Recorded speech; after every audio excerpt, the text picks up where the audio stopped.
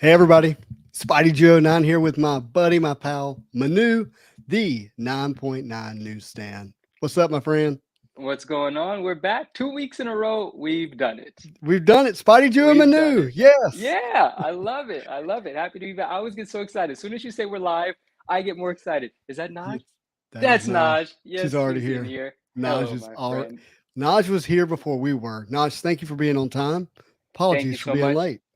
And good morning, Naj, because it's whatever time in the morning that it is there. Yeah, it's really early, I think, for her. All right, I'm going to get the live going on our screen. What's up, There it Von? is. What's up, my friend? He's got a cool Hulk in his logo. I always like to see the superheroes Awesome. in their logos, in Awesome. their images there. Man, it is so good to be with you again. I love it. I've been looking forward to this since the last one. And then just like, starting today, I started getting the jitters about it. Like, oh my gosh, is it going to go smoothly? Why not? Of course it's going to go smoothly. Right. So I'm happy to be here. I'm excited. I do want to Well, give some books away. I have no idea how we're going to do it, but we're going to have fun with it. hey, we'll just have fun with it, and Yeah. it's you're such a gentleman to give stuff away. That's really kind of you. We got Rivalry Sportswear here. What's up? And we got my pal, Marvelous Packs, also known as Victor. That's his, Victor, yeah, good to see Victor. you, Victor. Good evening, my friend. He's near you in Cali. Oh, He's in okay, San cool. Francisco or in the area, the Oh, Bay Area. we're in the Bay Area, then we're practically neighbors. I'm born and raised in the Bay Area. Yeah. So I got a question for you. Last week was your first time live. Yeah. Now I know people couldn't really tell because you were natural from my Uh, perspective. that's But have amazing. you reflected on it? Have you like given it some thought? Like what was your experience like? The experience was amazing, and I've definitely reflected on the experience, but well, let me take it a piece at a time. So that was absolutely amazing. Like, I don't know. I was just super grateful afterwards. I'm glad everything went well. And then, you know what? I'll be completely honest. I Yeah. did. I just, like I said, you asked me to come, and I said, you know what? I love Justin. I'm going to do it. I did not know that it was going to get posted later as like a YouTube thing. And Okay. so the next day I realized that because Naj had posted it and I saw Uh-huh. that and I was like, oh my gosh. And I watched it, right? And I was like, wow. And it kind of settled in for me, like, you know what? I do really enjoy this form of communicating with our Mhm. friends and the community. And I was really happy to see it again. But then one of the things that I did intentionally was not watch it too closely because I don't want to criticize Mm. myself. I just want things to go. And Yeah. if you and I, because it was just so nice to have that conversation, and if you and I continue to do this, I just wanted it to become whatever it's going to be without notes or anything. Just Right. let's just see what the universe has in store for us and our Yeah. dialogue. It's just so much easier to be you. Yeah, and I And was just so happy to see it. I'm really happy you're present with that. That's really cool. Thank you for sharing. And we got RH Midwest Comics. Hey, he's recently found the channel and he's a big comic book guy, but getting hooked on Marvel cards. That's a little bit of That my happens. story, my friend. That Com- happens. yeah. it's a it's a it's an easy transition, but it's hard to pull back from Marvel cards once you get into it, in my opinion. But welcome and thank you for you're watching the channel and glad to have you. Yep, Yes, Cali thank you very vibes. much. Cali vibes indeed. Cali Off vibes indeed. Off White Tim, what's up? How's it going? Evening. Wait, off white. What's the name about? Are we talking off white pages? What are we talking about, off white, Tim? Good That evening. that feels like a comic book Or maybe it's the reference. brand because off white is that brand, right? Oh, and the creator of the brand, yes, rest in peace. He did pass away. That's Oh, correct. I'm Yeah, not aware of the brand, but that's cool. yeah. Naj says Manu is a star. Yeah. Naj is a star. Naj, those are some of the things that I appreciated the most after, like, the people that I'm close to, they were so supportive and so encouraging, and they were not shy about saying kind things. And I've been happy since that Tuesday. So Yeah. it's really nice. Well, over here, I can tell you, I've been happy too, but looking forward to it. Victor, what's up? Looking for anything Marvel? Well, you're at the right place We because got we're going to stuff. talk Marvel, We and are. Manu is going to be giving stuff away. So, We're going to give and stuff away. We're going to talk Marvel. We're going to have a great time. yeah, so look, hey, let me make the invitation for those of you watching in the chat. You're in this show too. Like you're with Yeah. us. Our face and our voice is what's being seen and heard. but we want to hear from you. We want to know what your questions are. I'm going to give all the hard ones to Manu since he's the guy. And the truth is, you cool people are probably going to answer them in the chats even better. And so, yeah, like give us your thoughts, what's going on in your world, and we'll tackle it as best we can. Daniel, what's going on? Yeah, Victor's lived it. He knows how hard it is to pull back once you get into the amazing art of Marvel cards. And there's no reason to pull back. I mean, it's inviting us in for a reason. There's no reason to leave it once we're there. All right, so Off White Tim says his CGC page quality luck is where his name comes from. Okay. So it was the comic book reference. I was live with FD, who I met for the first time while being live with him. I wasn't actually familiar with his content, but he's a great guy. Yeah, I think you may know him a little bit, Manu. Maybe, I don't know. FD. Yeah, he's in Cali, and he does content that's pretty global. Is what I'll call it. It's sports, it's comics, it's Star Wars, it's kind of anything collectible that's piques his interest. Okay. But he asked me the question about like off-white and white pages and like what's the difference. Yeah. And I gave my answer, which after I got thinking about it, I was like, I don't know if that was actually a full answer. What was your answer? Well, my answer was basically off-white just means that the book wasn't as preserved, and the white pages are in theory better preserved, and therefore people view it as a more desirable book. Like that was the extent of it, and that the prices, once people, it doesn't necessarily affect the grade as much, and therefore people like to hunt those white pagers, as I think call them, because it adds a premium to the grade to a book of the same grade. That was my answer. Absolutely. And that's a great deal. There's a little bit that I might add to that, but that's definitely a fantastic. Yeah. So what, tying into that, there was something somebody asked me the other day. Someone saw a book on my page. Coincidentally, it was the ASM 316 Mark Jewelers 9.8, but it's cover. An off-white. Lovely. Yes, amazing cover. And it's an off-white to white pages. So you have the tiers, right? Off-white to white, off-white, and then it goes into like cream or tan or something else, like the ones that are a bit more extreme. And the gentleman that was speaking to me said, is it typical that you can get a 9.8 and have off-white pages? And I said, well, yeah, because the page quality is actually separate from the grade itself.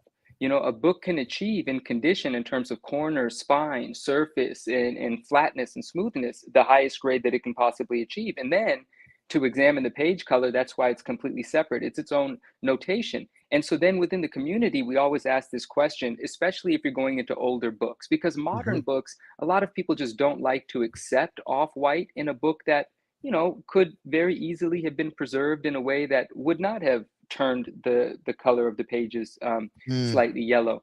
And so the question is, for an older book, would you take a lower grade or a better page quality? And there's no real answer. Like that's a preference for people. But the page quality absolutely affects resale value. There's no question there. And I'll give an example of a modern book. And a modern book example would be, this is an interesting book to talk about, actually. This is Spawn 9, the first appearance of Angela. The white cover. The white cover with Angela on a pile of stuff, and there's like the Spawn shield thing. And Angela's interesting because she was created, first appearance in Spawn and Image, but now what? Belongs to Marvel? Exactly. Thor's sister, right? Something like that. Something like that. And now there's like a Thor movie. Is there going to be a tie-in? Well, she becomes an Asgardian, I think she becomes part of the Asgardian team. Oh, okay. Yeah. So Guardians, and then these Asgardians become Guardians, and then the Asgardians. Okay. I'm going to do a bit more research on Angela so I don't miss out on stuff. But with that particular book, there are a few elements of that book that are really kind of cool to learn from. One thing about that book is that on the CGC label, if it's a newsstand, it actually says newsstand. And if you go into the census, it's actually separated. There's your regular census, and then there's your newsstand census. And now people will ask, well, why don't they do that for every book? So what I've learned so far, from my understanding and my experience with the books, has proven that this is accurate. And it was Andrew actually that first educated me A Banfi, who was in the chat last time, RS Cali RS on Instagram. Mm-hmm. And he told me that when there's an actual manufacturing difference in the book, such as paper quality or something that was used different in the manufacturing process, or if the newsstand variant was an actual different price at retail, then CGC will notice that it's a different book and treat it as such. In the example of Spawn 9 newsstand, it also says on the label newsprint paper quality or newsprint quality interior paper. When you open up a normal Spawn book from the early 90s that's not a newsstand, it has glossy pages on the inside, a nice thicker Mm-hmm. stock. Yeah. The newsstand ones, some of them, because Spawn 1 does not notate the label, but Spawn 9, it has a sort of recycled, textured newspaper, sort of non-glossy Yeah. interior paper. And so CGC recognizes it as a different book. So that's one thing about Spawn 9 that's cool to use as an example to learn from. But going back to the off-white page thing, that book has an interesting history of prices, meaning the 9.8 newsstand is like 10 times the value of the direct, but the 9.8 newsstand sometimes sells for as little as $1,100, as Mm-hmm. little as, I mean, relatively Yeah. speaking, that's a great price for that book, and Right. as high as $1,800. In the last year, we've had 2 sales above 1,800, and then we've had a handful of sales between 1,000 and 1,500. But recently, 2 off-white to white page of those of a 9.8 of that book came onto eBay, and they brought in substantially less money. One sold for 670, I believe, and one sold for like 900 and change. Didn't even crack 1,000. That's quite a bit of difference. That's a big difference. So that really goes into, with a modern book, like people will really knock down their perception of the value of that book, because it just kind of too boldly says this was in a climate that wasn't favorable for the paper, Right. you know? Wow. And Wow. yeah, That's incredible. Didn't know all that about the issues Spawn and number 9 issues Spawn. yeah, I it's did pretty not know cool. there was Yeah, that newsstand. Oh, different book. Had no clue. yeah, and they actually notate the label, so it's very cool. I I'm love gonna when have CGC does I'm gonna that. have to keep an eye out for that. So that's Cat says, "What's up?" That's my boy Brett Carden. Brett, what's Wonderful going guy. on? Love him. If you've seen I posted a non-Marvel card video, so forgive me, but I wanted to be able to relive it. Our trip to Star Wars. I finally got around to posting that video. Brett was in there. That's who that is. Great guy. Okay, cool. Very cool. So Daniel Globar says, I have a 2013 red Human Torch. It's numbered to 100. He bought it for 700. If I grade it PSA, it comes back a 9 or 10. How much do you think that would be worth? And my boy Vic responded. Daniel, I would say a 9 grade would be around 3 to 5, and a 10 would be 7 to 10. And I won't get into like the valuation stuff because I would like to do research before I start throwing out numbers. What I will say was amazing about the 2013 Red Human Torch, go back to the comment, is that's first appearance Human Torch on a PMG. And the Fantastic Four characters and villains and sub characters associated with Fantastic Four have been banned from Marvel cards up until this year. So from 2013 until now, almost 10 years, we haven't had Fantastic Four cards or Human Torch cards. And so I had no idea. along with 2013 being the very first uh, retro set, PMG, Marvel PMG set, and the fact that the Fantastic Four characters in that set have been banned, including Doctor Doom, I think it just adds a little speciality to those cards. Whether that translates into money, that's another question. But it's cool. Incredibly informative answer. Yeah. So Off White Tim says, for me, I just own the book in case encased, so page quality doesn't concern him. So he just slaps them. I guess is what he's saying. Is that the way you read that? For me, I just own it. The book is encased, so he's just saying he's not bothered by it. Yeah, Mm-hmm. he's just saying it's fine with him. He will accept something with an off-white page notation, and that's good. That makes him a collector that will oftentimes be happier than someone that's after the white page all the time, because you're never satisfied until you get that, like me with the 316 Mark Jewelers. Yeah. I want the off-white. I mean, I want the white. You got work to do, my friend. We got work to do. I know. I got to figure out All a way right. to bleach the pages. So Modern Crime and Cards. What a cool name. Modern Crime and That is. Cards.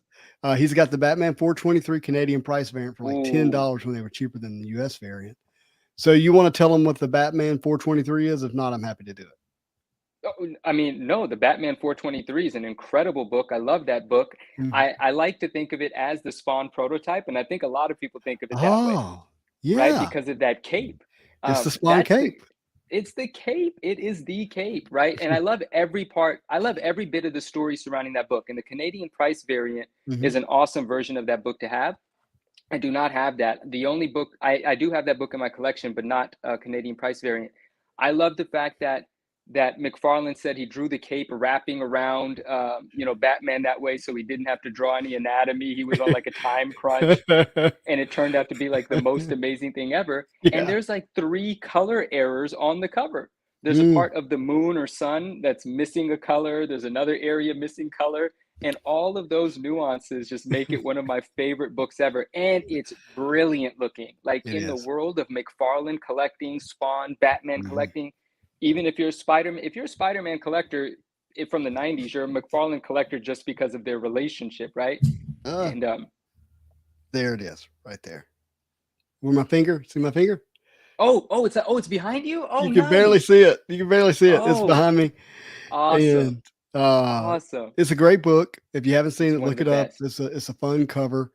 And the thing that's been tough for me is, I suspect what happened. That book was released. It did a lot better than they thought it would. So they went to other prints.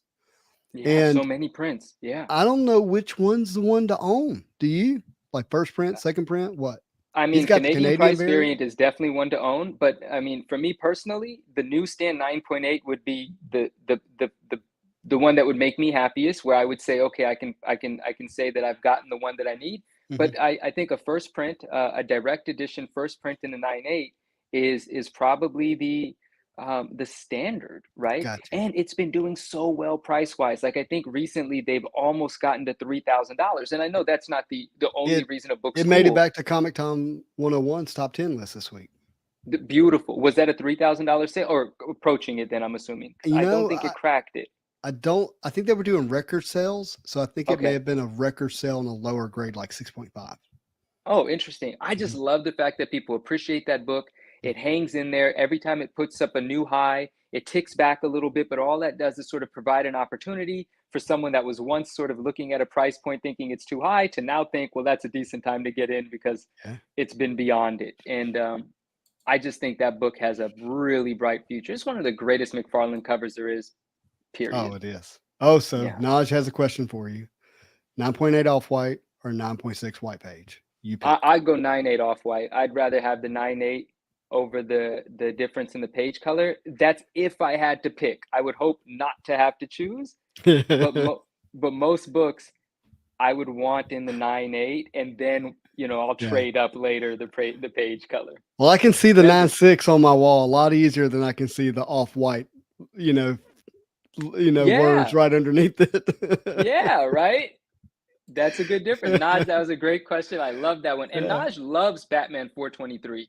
She loves that cover, even though she told us last time that she doesn't like Batman. Uh-huh. Yeah. So she's got a thing for Yeah. McFarlane, huh? Yeah. Mr. Jayhawk, what is going on, my friend? We're talking all things Marvel tonight. My Taj friend. is in here. Oh, I'm sorry. I'm so sorry. Yeah, no, good, good, good. Taj Oh, is Epic Comicology. uh-huh. Yes, W- Taj is w- Epic Comicology. He's awesome. Well, welcome to the show, my friend. Marvelous Pack says Justin is right. Can we frame that and send it to my wife? That'd be great. I've Okay. been married 20 years this year. No way. Congratulations. 20 years. 20 years. Been together 23. And that Wow. doesn't happen without just saying I'm wrong. I'm sorry. Right. Right. No, that's really good. That's really uh, good. Von Core says 9.8 off doesn't off white pages doesn't bother him or bug him. Well, this is encouraging. Everyone seems to not be so bothered by off-white. I guess I'm happy with one of my off-whites. I do want to take just a second to Yeah. Taj, Epic Comicology. He presses. I consider us a team, right? Okay. I find books, and he brings them to the perfect state, and we've had such tremendous success together. I just have to shout him out. There he is. He's saying hi. Well, I'm He's glad you are, because you don't become the 9.9 without a good presser. I'm nothing without Taj. I tell him all the time. Well, that's awesome, Yes. Taj. It is lovely to meet you, and keep him in line, keep his books clean, and keep him pressed. We're sending a wizard out pretty soon. Oh man, Very excited. that's super cool, exciting. We're gonna get Yeah. to some wizard stuff here in just a little bit, everybody. So, Yeah, absolutely. RH Midwest says after the recent comic book boom, many books have been seeing a price correction, but Yeah. most keys are still 100 to 200% more valuable than pre-boom days. Do you see Marvel cards boxes following a similar trend? So I guess I was thinking this was gonna be a question for you, but maybe a better one for me. So Yeah. here's what's different right now, in my opinion, with Marvel cards and comic books, and it's Whatnot. Comic books are Mm. on Whatnot. Not Yeah, they are. saying, not discounting that at all. Okay, Hmm. but the Marvel cards has that mystery to it, that pack rip, pack feel, and where people are, bidding for these packs before they are open. And even when they're being created, like when somebody takes the loose cards, puts them all together, the hits that are in there, they're randomly placed or whatever, and then people are buying into them. And this is actually making it more and more difficult to get sealed product being sealed boxes because people are buying them up for Whatnot. And then they're buying them up for grading where they're trying to get pack fresh cards to rip and degrade. And so you're seeing the sealed product just dwindle in population. And because every time a box is opened, the population of the loose cards grows, the Hmm. population of the sealed boxes goes down. So think about that. So when every time I open up a box, the Yeah. population of sealed boxes goes down, Yeah. but what was in that box sealed is now out there from a population standpoint. So the takeaway is that sealed box prices will go up and the individual cards may Well, actually see a decrease. because they're growing in population. So Yeah. sealed. So if you're like doing all this to make money and not just have fun, which is Yeah. fine. That's Yeah. everybody has their own reason for being here, and I'm for you, not against you. Hmm. Holding sealed product is the safest way to go. Right. Right. It Right. really is. And so I can't say it's similar in the sense of like how the comic book correlation is, because I think there's a general thought that the comic book population always has the ability to go up more than it has to go down. Hmm. Does that make sense? Like somebody may find a stash somewhere of something, you That's know? the yeah, that's this fear that controls people where they're like a warehouse find might Yeah. happen and they're reluctant to invest I'm sometimes not into a saying that, book. I'm just saying it exists in a way that is not as true for Marvel card boxes within reason. Now, Hmm. modern Marvel card boxes have a very low print run. So we know out the gate. And what's happening now is Upper Deck, who owns Marvel cards, is putting the vast majority of their product on e-pack.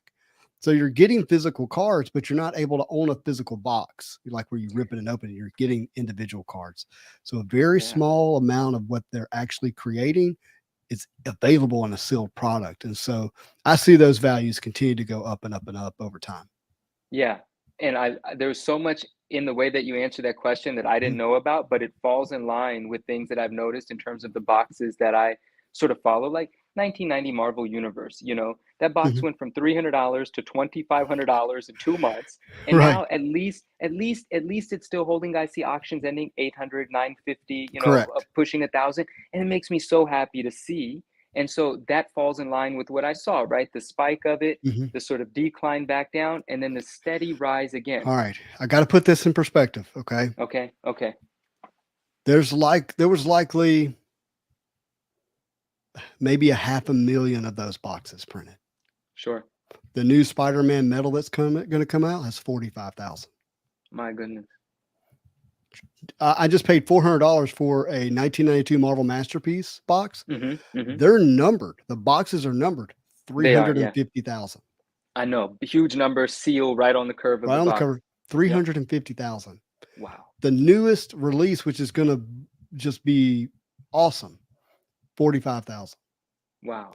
So, uh, 2013 Flair Retro, 6,700. The one with the like 6,700 boxes. where he said PMGs. He said I have PMG Yeah, from 2013 Flair Retro. That's yeah. 67.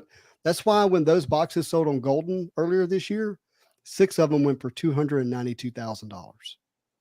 6 sealed boxes, so 50,000 a piece. And Wow. so it's just the print run is just so much different for the modern compared to what we saw with the 90MU. Like a huge difference. And Mm-hmm. what would you say about the market itself? Is the market smaller now in terms of the amount of people that's going to absorb the inventory? Or Drastically smaller. okay, I think that from a Marvel card standpoint, we're still probably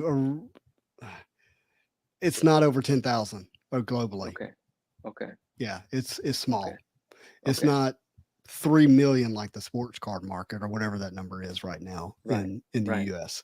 Yeah, I don't have a sense of how big the comic book market, but it's significantly larger. Significant. right, right, right. It is. But I just want to see that. I want to see it catch up. Mhm. I firmly believe there are people that love Marvel cards that haven't allowed themselves to like realize it yet. You Mhm. know, they just haven't allowed their inner child to embrace the smaller graded Yeah. item as well. Yeah. You can You enjoy know, both sides of it too. Yeah, yeah, when it's graded. yeah. I brought some too that I want to talk about a little later today, including one that came in the mail yesterday, but I'd love to get your Oh. opinion on some of those. Yeah, We'll do that. We'll do that. Let's get to Kurt's question first. Justin, I recently let's do watched it. your Upper Deck Black Diamond video, and I really like the quality comparison to high-end sports cards. Do you know of any other Marvel cards that follow this similar format? Great question. Thank you for watching. That's actually my best video in terms of view standpoint for whatever reason. So Black Diamond was a high-end set that was made around the MCU characters, like the movie characters.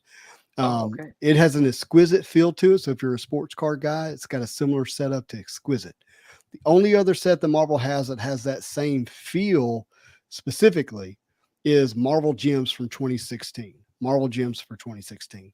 And if you follow trading card content, you likely know of the channel called Loot Box TV. The boys Jen and Juice, 2 guys on there. They're going to do a box opening of Marvel Gems with Marvel Card Madness sometime soon, maybe next week. I'm not sure on the time frame, but you'll be able to see them open 2016 Marvel Gems. That set was mainly female centric. In fact, the tagline was Marvel showing its feminine side. It's a fun set, numbered cards, good art, sketch cards, all that good stuff. That's the tagline they went with. Yeah, Marvel showing its feminine side. feminine side. This is Okay, 2016, so they can do that okay, okay, okay. then. I love the female sets. No, I love it too. I'm surprised that that It wouldn't go through verbiage. today. Yeah, Yeah, exactly. Made it right. through. Exactly right. Yep. He went. So modern crime and cards went to an OC comic show. Absolutely no energy. He was bummed. They made Oh it no. comics only to keep pops out, but kept cards out too. It was a crazy difference. And I have some thoughts about this, but honestly, I feel like you're going to be best to answer this. So I'd love to get your thoughts about maybe, obviously there's context there we don't have, Yeah. but Yeah. what would keep the energy low at a comic show? So I think the way that I want to explore this statement Hmm. is just to kind of talk about what I've heard from people that I've spoken to and try to maybe figure out the psychology here. Now, I know there are a lot of collectors that love pops, and there are a lot of collectors that are kind of annoyed by pops. I'm not Hmm. picking a side. I'm just saying these are conversations that I've heard.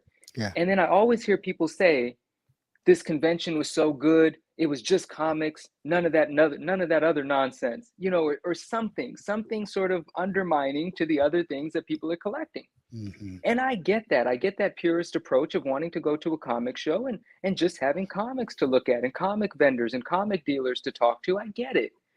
But the excitement of letting everything that people love collecting into a show, I actually really appreciate. In a comic book show, I don't think should disallow cards. They go hand in hand. And Hmm. Funko Pops are here and it's part of the community. We're talking the same characters, the same brands.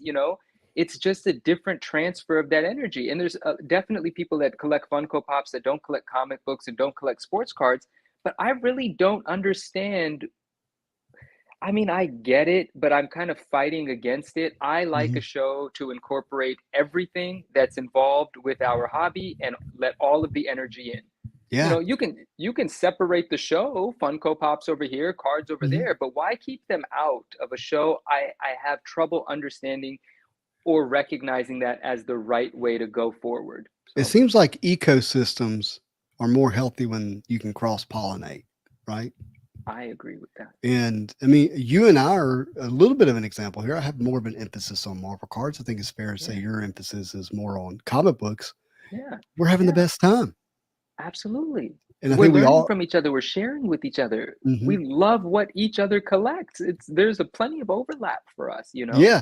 And I can tell you, after talking with you last week, my mind has been more on comic books than it has at any point in time recently. And I'd be curious if yours is the other side of that, where it's more As on Marvel cards than it has been. it has, but also Marvel Legends. Also the action Oh, figures. I'm paying attention. You put up a post the other day. You got, I don't know, six, nine, a dozen of the McFarlane sculpt Marvel Legends Spideys. You know, I wanted yeah. to ask, how's the family doing? They're all there. But I'm Well, they paying more attention. they've grown to 13, but they're doing Wow. well. Yeah. Little army building there. Okay, Yeah. so in our community, we say ABR. Yeah, I need you to know this if you don't What know it is already. ABR? Tell me. Always, always be ripping. So we open product here. I I understand love it. the logic of being sealed. In fact, Marvel guys tell me to stop with all the logic. But for me, it's moments Logic and memories. schmagic. Yeah, for me, it's moments and memories and opening boxes, ripping packs. Those create moments and memories. Marvel guy, I'm with you. Stop it with Mhm, all the logic. What? mhm, We're too yeah, reasonable sometimes. yeah. My Thai Panda, what's up? Thank you, man. It's good to see you back. Yep. Hello. We got other people who are rather rip. Oh, Bay Area Marvel cards. We got another Area guy here. This is David, the sweetest guy. We are now recently connected on Instagram. So Bay Area Marvel cards, Perfect. hello. Perfect, perfect, perfect. He and I have had a lot of fun together on the channel, on his channel. He's got some cool cards too. Excellent. Excellent. I look forward to sharing more and having some conversations. And one day I'm going to rip a pack Yeah. on camera. So Za says, would this be a good time price wise to start collecting Marvel cards? I say yes, but you're the Yeah. professional. Excuse me. Got me choking up. Thank you. That's very kind of you. I love your answer. Look, I mean, I would tell you that when I started collecting heavily again, early 2021, it felt expensive to me. It felt expensive. Early 2021. Okay. Yeah. Yeah. Okay. So when I'm talking about, daily, like daily collecting, not like Hmm. when it pops up buying, which is what I've been doing over the years. And being a force in the hobby, both from a buying and selling and content creating standpoint. So it felt expensive. Then it got really expensive, and then it got stupid expensive Yes, it did. to the point that like it didn't actually make a lot of sense, right? And it's come down from there. And so, has it found a new floor? All this kind of stuff. Like, I don't know the answer to that. What I would tell you is that um, you've got to establish your own budget. You've got to do the education. You've got to decide what's the right buy for you. Because I think history tells us that if you're trying to make money, and I'm not saying this is where this conversation needs to go, but if you're trying to make money, there's always money to be made in every market. It's just how you do it, how you go about it. So yeah, I mean, I think it's a good time to get in it. I actually think the hobby's still really small, relatively speaking. We kind of just spoke to that. Hmm. And I have a sense of like what happens if Marvel cards goes from 3 to 7 to 10,000 to 100,000 people who are actively searching for Marvel cards. Yeah. What happens to things then? I don't know. I don't know the answer to that, but it could be kind of fun. Yeah. Can I jump in with a piece of that as well? There's Please. something that I've seen recently is that a bunch of people are getting their PSA submissions back and they've been waiting like a really long time. You know, so Same. cards, yeah, They right? just went into quality 2 check, which means grades are about to pop. Grades are about to pop. And Yeah. for a lot of folks, you know, they saw Marvel cards start to boom early Hmm. 2021. They started ripping open, you know, boxes and submitting, and people are starting to get a bunch of cards back that they were submitting sort of, you know, mid 2021 or maybe even late 2021. And so cards that used to have 5 on the pop report, and an auction would end at $1,200. Well, now there's 27 of them in a PSA 10 where there used to be four Mm-hmm. or five, and auctions are ending at $400 or $500. 20% of what they used to end for. And so from that perspective, I look at it and I think, well, yes, the population is growing, and some of the prices for those cards could come down even more because the Mm-hmm. supply for them is going to show up. But if you're personally satisfied, if you're personally content with buying a card you really want for X amount of dollars, that's kind of the most important thing. Like you said something really important. You said we're not necessarily talking about making money, but the other way to look at it, because we're not necessarily talking about that. The other not necessarily financial element of it is some people aren't even concerned if they make an investment and then the value of that item goes down. But even if you're not going to sell, most people are still hoping that the value at least holds. And you said Mm-hmm. something very important. You said, I don't know if there's a new floor yet. And we don't, because we don't know how many more of certain cards are going to show up in the desirable grades, pushing prices down. Because if I go to eBay and I'm looking for a certain card and there's three available, one thing that's really interesting to notice that if there's an auction going on, but then there's a buy it now at 300, a buy it now at 200. Well, that auction now has a ceiling to how high it, well, you would assume it has a ceiling to how high it would Mm-hmm. go, because before it passes $200, It someone should is stop at inclined the to buy buy the now. 200, buy it now. Yesterday, I saw something really crazy happen. Day before yesterday, perhaps. Marvel Universe 1990, the Black Cat card. I love the Mm-hmm. Black Cat card. Yeah. And there was a buy it now up for 179. There was a bunch of buy it nows up for 300, right? Because more of these have popped up on the population than there were a year ago. And there was an auction going, and the auction was ending. The auction, there must have been a bidding war. People get excited and they're just like, I'm going to win this one. It ends up being an ego contest more than anything else Right. sometimes. And it closed at like $305. And there's a buy it now for 179. I'm looking at the 179 buy it now, just like FOMOing, like I wasn't even going to bid on this card. Am I going to buy Yeah. it just because of this auction ending? Right. And then the seller changed the price to 199, which was Okay. still reasonable because he could have Right. changed it to He's 299 like, if he I'm leaving wanted money to, on the table. Yeah. and it sold instantly, right? And so Interesting. that was just an interesting dynamic I saw where the actual buy it nows did not control the price of that auction. Mm. And I just keep seeing a renewed energy and excitement. 6 months ago, a lot of those cards really died down and they weren't bringing in good money or coming up for sale because people weren't enthusiastic about what they thought they might get for them if they made them Mm-hmm. available. But I'm seeing things do really well. But as more come into the population report, who knows what's going to happen? So I guess my favorite answer to that question is like, if the amount of money you're spending on the card that you really want, if it doesn't hurt your feelings, if the value goes down, or it doesn't inhibit you from paying your bills because you were hoping to sell it, then yeah, it's a fine time to buy it. Because over time, I do think the values will catch up even if it goes down. Yeah. Because like you said, I don't think there's not as many people collecting Marvel cards as there will be.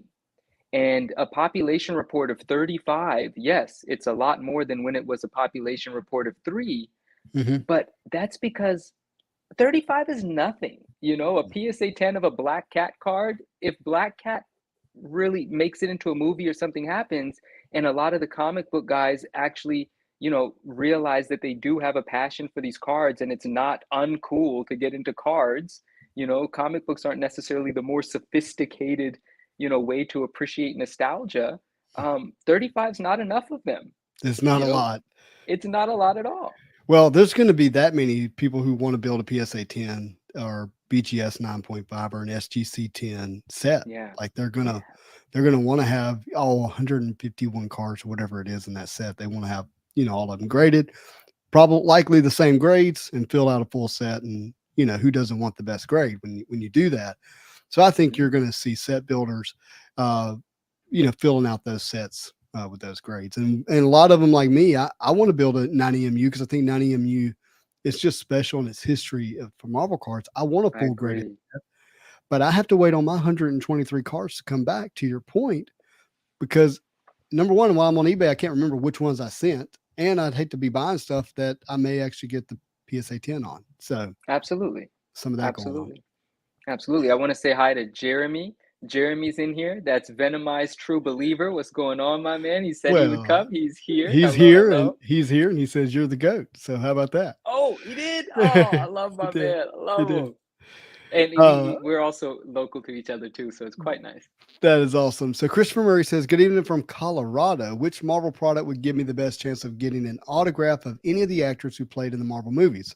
The best ones are going to likely be Black Diamond, but the newest set that's coming out is Marvel Allure. It should come out later this year. It's going to have a ton of autos in it. Trying to think of any other sets. You got the Rittenhouse sets. They have autos in them. They have some of the best autos. They have on-card autos of Robert Downey Jr., which is impossible to find. Wow. They also did some of the Fox stuff. So if you want a Hugh Jackman auto or Patrick Stewart, they're in those sets as well. Oh, wow. Okay, cool. Yeah. So, Marvelous is answering his questions. Good job, Marvelous. And we got Kirk in. Oh, you're welcome, Kirk. Happy to be chatting with you guys. Marvelous says Detective Comics does not stand for don't care. DC stands for don't care. Oh, because someone did ask earlier, what does Yeah. DC stand for? Yeah, there it is. Okay. Yeah. I'm picking. I love Batman. Batman's great. Someone Yep. who said this? Someone said whatever. I just love Batman. Probably, yeah, anyway. Well, on my channel, I always say, you know what DC stands for? It stands for don't care. Don't care. But that's just because I like to focus on Marvel. But I do love Batman. And look, Oh, okay. Let's just can we randomly give a book away? Let's do it. Okay. Well, how do we decide which one to give away? I don't know. All right, hold on 1 second. Let's give away one of my favorite books. Let's give away a Web of Spider-Man 1 Newsstand. Oh, wow. Can I enter this? Right? Yeah, well, if you want. No. So Let's give it to it's a Newsstand. It's a decent grade. It's not going to get you a 9.8 or a 9.9, but my notes on the back say that after a press and clean, you're looking at a 9.4, 9.6. That's great for a Newsstand. So that's a pretty good grade. And it's a Charles Vest cover. And it's the Symbiote suit. Just look at it. It's one of the coolest black suit Spidey covers of all time. It's classic. It's absolutely classic. How do we give this away? So there's going to be like a question. Oh, okay. So really quickly, whoever wins it, if you would be so kind as to DM me at Instagram at the 9.9 Newsstand, telling me, so I have your Instagram handle essentially. I'll grab your details in terms of shipping it from Instagram because I have no idea how to do anything on YouTube. Awesome. We just got to figure out how to give this away. We just got to ask a question and then whoever answered it correctly. Now, we can make it a really simple one, or we can go into what you were talking about earlier, or we can just kick it off with a real easy one. And whoever answers it right gets it. Let's kick it off with the easy one first. And okay. Do you have a realm you want to stay in? I want to stay in Wizard. Stay in Wizard. Okay. I want to stay in the Wizard realm. Oh. Who was the artist on the first ever Wizard comic book cover? First person to answer. Yep, I'm watching the comments. Who was the artist on the first ever Wizard cover? And if you've been following the channel, that art was the thumbnail of last week's show. Jeremy got it. And someone said R.L. Stein. That's hilarious. All right, Jeremy, you are the winner. My man. Hit me up, brother. Hit me up. I probably have your address, but send it to me again anyway. And this will be in the mail tomorrow. Congratulations. That makes me super happy. Yeah. Congratulations. That was awesome. Hey, Doom Car's in the house. What's up, Doom? My man, how are you doing? He's a wonderful guy. And so I sent him this link. I don't know if you've ever seen these, but there's these. It's called the Russian Comic Book Nerd, I think is what it's called. And they dramatized the comic books. So you're like watching the panels of the comic books. Okay. But it's dramatized voice actors. So it's playing out like a movie. No, I haven't seen that. Oh man. I've watched the one on Gore the God Butcher and the Origin of Doom. So I had to share it with my pal here so he could watch if he hadn't seen it. Really enjoyed it. Very cool. Yeah. Very cool. Check it out for sure. Jeremy won the book. Good job, Jeremy. Sin City's here. How's it going? He Uh, says, it's because I turned on post notifications for the 9.9 on IG. That's hilarious because the other day he asked me a question and yeah. I like, as my friend, I gave him a hard time. As my friend, I was like, brother, you don't pay enough attention to me. I just talked about this. And he goes, all right, Look, notifications are going on. and now he's winning. Look at that. And now he's winning. There you go. Notifications mean winning. I got to calm down. Yes. Congratulations. All right. So me and Manu, we were talking like, hey, what are some of the things we want to talk about tonight? Well, we mentioned last week that in the 90s, Wizard had all these cool, articles, so to speak, in these magazines. And one of the articles they had to do with what is the 10 most or toughest, maybe the better word, like 10 toughest or most powerful superheroes. Okay. And I think it came out of the 1993 Wizard. And I have this Wizard magazine somewhere. I actually tried to find it tonight, but was unsuccessful. But Oh, if I knew which one it was, I would have looked through some as well. yeah, and I don't want to give away too much details, but because then you guys might be googling the answers. Okay, Mm, mm, but mm, mm, mm. oh, we got Jeremy says thank you, much love, and Absolutely. Thank you, Jeremy. so we're going to go through the top 10 list, and as we go through the top 10 list, we're going to be doing some giveaways, or really, Manu is, and Oh, I'll go we down. are giving it away. We are the community. Yeah. So I'm going to show the first one here, and we're going to count down to number one. Who is the toughest superhero? Now, I'm not saying this is right. I'm not saying that's wrong. I'm saying this is what the editors and writers of Wizard thought in this time frame. So we're going to give away number 10. Okay. I thought the Hulk was strongest of them all, right?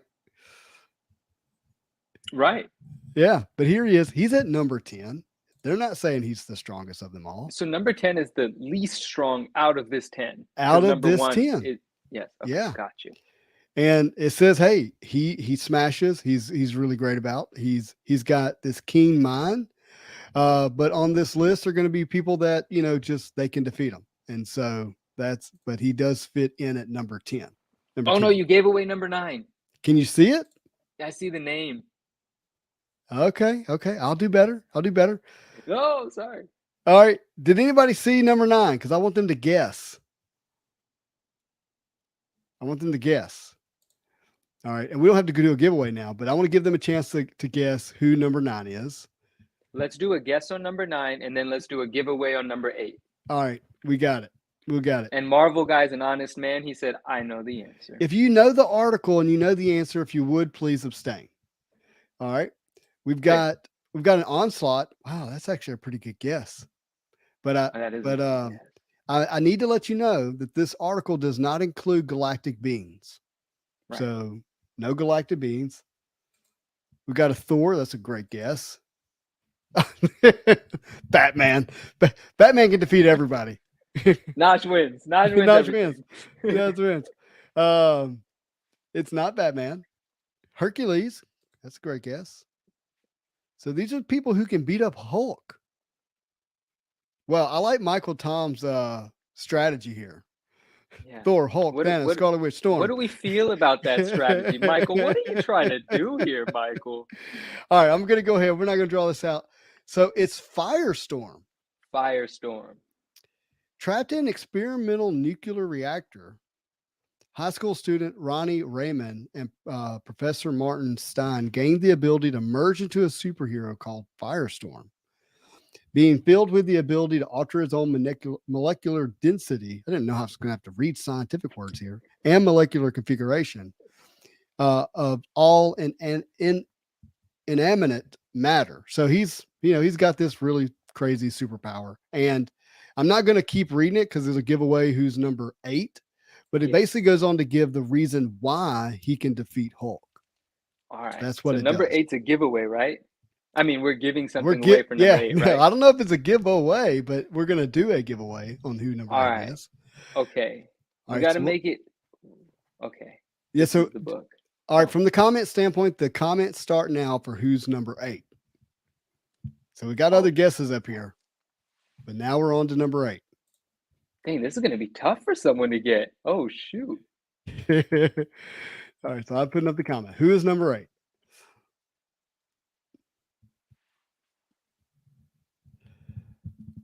Who is no? It's not who's the weakest left. Okay, so he's saying the question is who's the weakest left on the list that could beat Hulk. So it's not who's the strongest, not who's number 1, but who's number 8. Oh yeah, that's right. The weakest left on the list that could beat Hulk. Wow, that went over my head 5 times before I Yeah. figured out that sentence. Jeremy's not eligible, he says, because he's already won something. Naj wins again because she Yeah. got it right. Batman. It's always Batman. It's not Batman. We got a gladiator. We got Silver Surfer. Milo and Galactus. Michael, that's great. wait. Red Hulk. Wolverine. That's my Spidey girl. Jew is number 8. You're right. No, Spidey Jew's like number 1 or 2. Right. Oh, that's funny. That's funny. There was a time though. Who is iBoy? Not EYE somebody we boy? want to talk about. Okay, so iBoy Okay. is a legend in Marvel cards because No he showed up way. in the X-Men metal set, and nobody wanted that card. Oh, okay. All right, we're gonna have to go. We're gonna have to move on. Okay, I'm gonna give a hint. Yeah. All right, think X-Men. Oh, I know what it is. I don't know what it is. I think I know what it is. Yeah, I've got to verify myself here. I'm making sure I'm right because I can't see the. I'm doing it. I couldn't see the answer because I can't scroll down. All right, think X-Men. All right, I'm gonna give another hint. Think superhero on X-Men. So we got a Psylocke, but that's not the right answer. We got a Cyclops, but that's not correct. We got a Colossus. Oh, wait a minute. Boom! Professor X. It was Professor X? Professor X is the right answer. I'll bring it up now. And who won that? Za? Am I saying that right? Za won? ZZAHH. Very nice. Congratulations. I do not believe we are acquainted on Instagram. So if you would not mind sending me a DM on Instagram, I will get in touch with you. But now, Justin, whenever you make the screen larger, I'm going to let Za pick which book he wants out of 2 that I will show. Okay, well, let me tell you why Professor X is number 8 first. Yes, yeah. Okay, so he's a mutant. He's the most powerful telepath. And here's the reason why they say he would beat Hulk. While Professor Hulk may possess the most powerful, mind on the earth, his frail body would be a liability against Professor Hulk. The reason he's able to beat him is because he would sense him from miles away, and after having zero success, he would just like turn his brain into a vegetable. So like because he can sense him coming, Hulk never actually can use his power on him. He turns him into a vegetable, can control his mental thoughts. That's why they say that. Now, remember 1993. I don't know that would work on today's Hulk because in today's Hulk, his his mind is as much Hulk as anything else. So if something were to attack his mind, it rages on too. Make sense? Makes sense. Okay, so we're gonna stop sharing, and you're gonna show Za a book. Yeah, and let's see. Oh, okay. We'll make it interesting. It's going to be like. I wish I knew what Za liked, but okay. I think it's Marvel. Ooh, I know what I like. All right. Well, this should be easy then. So we have the Spider Carnage, which is Amazing Spider-Man 410. Where is this camera at? Amazing Spider-Man 410 as a newsstand, and it's like a near mint minus. Who knows what grade it's going to land at, but it's free and it looks great. So there's that as an option. Amazing Spider-Man 410, Spider Carnage newsstand, or very different from that one, Simpsons #1 newsstand, also a high grade book, not a 9.8, but most certainly cover. Very fun cover. That Fantastic Four homage. Yeah. So Za, your choice. Which of these 2 would you like? Kent says apparently he aggravated Professor X since his mind is now a vegetable. All right, Za, we're going to let you pick, but we're going to go on to. All right, so who is number 7? So comments after this. Who is number 7 on the list? So this person could beat Professor X, Firestorm, and Hulk.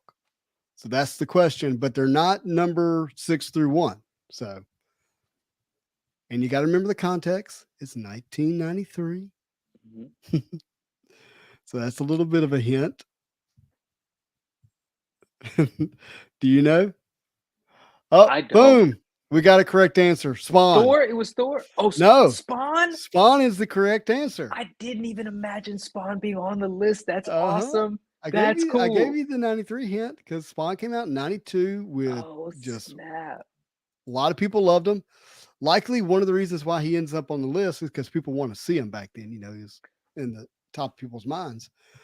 But what makes him so powerful is the fact that he makes this deal with the devil. He's got the forces of hell, and with his magic, like he can do just about anything, right? Like Yeah, he's already dead, so he can't be killed. right, right. So, but yeah, Spawn was number 7 on the list. Daniel seemed surprised that he won, and I like Uh, that. And yeah. also, we didn't decide whether we were going to give a book with that or not, so we're giving a book because that's the Oh, better thing to do because we didn't say if we were or not. So we Daniel, didn't. you get a book. You get a book. But Zod didn't tell me which one he wants. Oh no. Well, I think it's fair to let Daniel pick, and then the other one will go to Za if he's going to Oh, respond. oh, I mean, okay. All right. Zod, don't be mad at me. Za, yeah, Za, I'm the one doing this. Oh wait, here, look, Za did. He He did did? answer. He wants the Spider-Man one. Oh, okay, cool. That's for Okay, Zod. you got Now, it in there just at the nick of time. Daniel, you have a choice. You could get the Simpsons book, which is a dope book, a 9.8, just sold for $900 in this newsstand. I know because I sold it. It's a dope one. And you're giving it Or, away. well, yeah, it's not a 9.8, but it's still going to be high grade. It's going to be like a 9.4 or something like that. That is awesome. And then this is also a crazy book. A 9.8 in this book, I think, is like $2,000. This is not a 9.8. Marvel Age 87 in a newsstand. That is a sick cover, and I actually love the pink lettering too. Yeah, I love it. I love it. This cover pops. I love this cover. I'm in love with it. So you have two unique choices: the Simpsons one newsstand or the Marvel Age 87. Daniel, it's your call. Hand letter said, "I'm gonna start guessing better." Man, look, he's giving away real stuff. This is no joke. I'm like, No, what? we want to give away good things. I'm telling you, Yeah. man. This is awesome. All right, so Daniel, you got some homework. We're not doing a giveaway on number 8. I mean number Okay, 6. no giveaway on this one. Yeah, All no right, so giveaway on this one. I'm gonna put it in here. So who is number 6? I know people are Googling for this list. Now they know you're giving away big books. Dang, everyone's Googling now. Oh, man. All right. Who is number 6? This one I think should be a surprise, but and here we got. Well, it's a hard choice. I love The Simpsons, but I don't know much about the other book, so he wants The Simpsons. Okay. You got it, my friend. Oh, DM me, please, Daniel. DM me on Instagram. That's where we're going to touch base after this, probably early tomorrow, whatever. Yeah. But DM me and tell me which book it was, but it's going to the side for you. Not that I wrote anything on it. I'm just going to try to remember. Yeah. Oh, He he said wants the The Simpsons Simpsons. book. Yes, Yeah, Simpsons book. Simpsons. So Got we it. got a Thank you, we got a Daniel. Juggernaut guess, not correct, but good guess. We got Dark Phoenix, really good guess, but not correct. Deadpool, Deadpool kills everybody at some point, so you would think he's on the list here, but he's not. He's not number 6. We've got Spider-Man, thank you for that guess, but Spider-Man actually is a mere mortal compared to most superheroes in some sense. Um, Daniel wants to know what is IG? It's Instagram, Yes. Is that and possible, Daniel? Are you not on Instagram? Or are you asking what is my Instagram? My Instagram is the 9.9 newsstand. yep, yep, you can see it here. I'll show you there. All right, we've got a Magneto guess that is not correct. Ghost Rider, Venom, nope, nope, none of these are correct. Deadpool does kill the Marvel Universe twice, but it is not correct. Ghost Rider, great guess, but not correct. Oh, no, All I right, said that. yeah, Wolverine. I would love to see Wolverine here, but that is not correct. Okay, I'm gonna give a hint. So Dave says Ghost Rider. He's not correct, but it is more in that magical realm. Mm. Beyonder. That's the right answer, but it's not correct. Oh, I was like, what? No. Have you ever read about the Beyonder? Like he's next level god type stuff. No. Uh-oh. Daniel, thank you very much. I will follow you back promptly after this, at latest early tomorrow morning, and we will get things sorted. Thank you. All right. I love podcasts is our first correct answer. Who actually can give us the correct answer? Doctor Strange. And actually, I'm doing this from memory. So Oh, because actually, Jeremy had the answer right before I got it. yeah. And yes, Yeah. that is correct. It is Doctor Strange. I'm going to share the screen now so you can see it. Comic book crackhead in the building. He also had the right answer, a little late, but I'm happy to see you, my friend. Hello. There he is. Coming in at number 6, Doctor Strange. And the reason this is all from memory as a kid. The reason he can defeat Spawn is where Spawn, his power set, we talked about this, it was limited. Like he could eventually run out of his plasma, so to speak, from hell, where Doctor Strange has unlimited power. They're basically the same thing for the most otherwise, but Doctor Strange would out edge Spawn. Hmm. Bone should be number 1. All right. All the time. So I don't know how many books you have, but I'd like to save some books for the last, 2 or 3, however you want to do that. Okay, we have 2 books, so we'll save them. We'll just have some fun.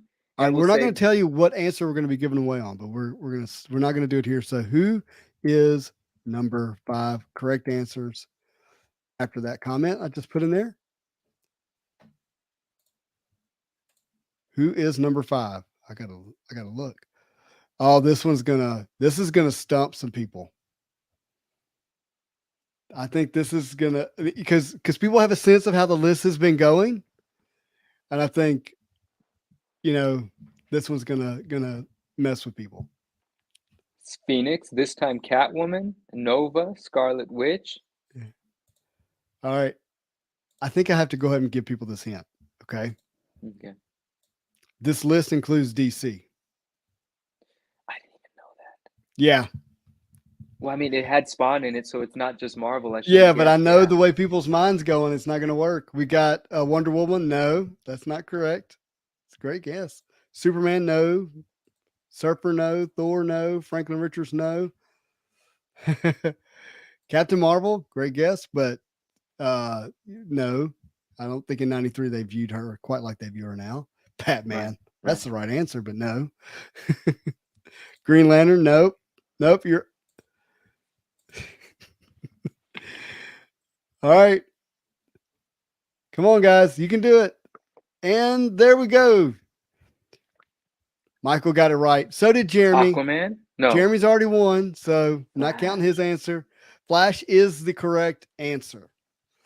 Flash is the correct answer. Put it up on the screen now. Michael, nice work. And boom. Uh-oh. Hopefully y'all didn't see who number 4 is. I didn't. Well, okay, good. Delayed. Good. We're going to move on. I mean, look, it goes on to talk about this. Oh, no, I did see number 4. Dang it. Okay, so here's the thing. Well, we're not doing the giveaway at number 4, but we'll get to that one in a second. But it goes on to talk about the reason he's able to beat everybody because it's so fast. Look, let's just be quick about it. Yep. And who is number 4 on the list? I thought they didn't care, Marvelous Pack says. What did he say?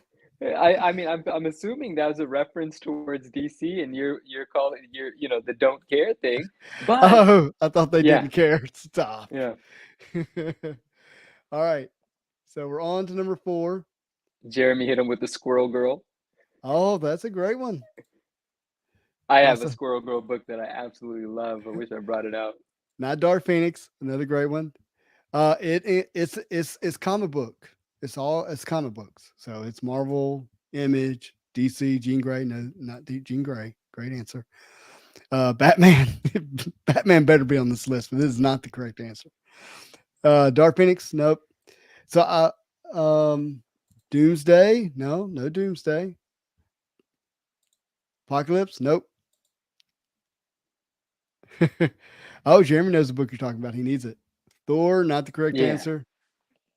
Jeremy does need it. I got to get him one. Dr. Doom, not the correct answer. All right, I'm going to give you a hint. The hint is female. Not Scarlet Witch. I see it. All right, there we go. I Love Podcasts. Has I Love Podcasts won already? No. Didn't he win one? No. Did he? No. Did No. you? Za won one. Daniel won one, and Jeremy won one. So no, not yet. Okay. I should write Well, that down. yeah, you probably should. Oh well, later. I I'll make mean, a note here. it's live if you want to rewatch it later. But That's true. And people got to DM me, so they'll remind me too. yep. And the correct answer is Wonder Woman. She's a goddess. I mean, Indeed. she's got flight, incredible strength, speed, wisdom, and beauty. I don't know how that helps her win, but I'm sure it does. It's a distraction. It is. It's Yeah. very, very distracting, and it puts her number 4 on the list. So we're down to number 3. I think Let's it's give a time book for a away on giveaway. 3. Yeah, I Yeah. agree. It's book time. I'm going to show you which book it is. It's not going to be the Ghost Rider book. We're going to give away this one. This one's cool. Can they see? All right, let's do this. This is Ooh, Wolverine Wolvie versus and Spider-Man. Spidey. It's an Eric Larson cover. There's another artist involved. I forget the other artist's name. And it was a friend of mine on Instagram that pointed out that it was Eric Larson today. Ryan, That's my friend on cool. Instagram. And it's a newsstand. Well, we knew that part. So this is what we're going to be giving away. And grade-wise, high grade. It could potentially turn into a 9.6 after press if you're lucky and the grader had a nice lunch. Maybe it's a 9.8. Who knows? Yeah. So Naj says, if you say Batman can win over Wonder Woman, I doubt this list is legit. We shall see. We shall see. All right, everybody. We're going to start the giveaway for who is third on the toughest superhero list now. All right. And do we have a winner? We've got a guess for Thor. No. And we've got a correct Already? answer. Okay. The answer is Superman. All right. Superman is number 3. Who got it? Kent got it. And we're going to share screen here so we can see it that it is Superman. Isn't that the Jim Lee Superman? I think it is. Let's see. That art. But that's looking Jim. That's the Captain America chest. Only Jim Lee can do a chest that sticks out that far. Right. I think it's actually his homage to his Batman. Okay. And he did a reverse, Oh, flip that's why he side. said Kent. Marvel guy is Kent. God. Yeah. Yeah, he says Cool. his name is Kent. Yes, his name is actually Kent. But the answer is Superman. That's awesome then. So there's 2 people that's non-galactic that's above Superman. That's gonna be crazy. Well, Kent, congratulations on your book. Yes, please DM me. I made a note for it as well. And we're gonna get to who is number 2 on the list.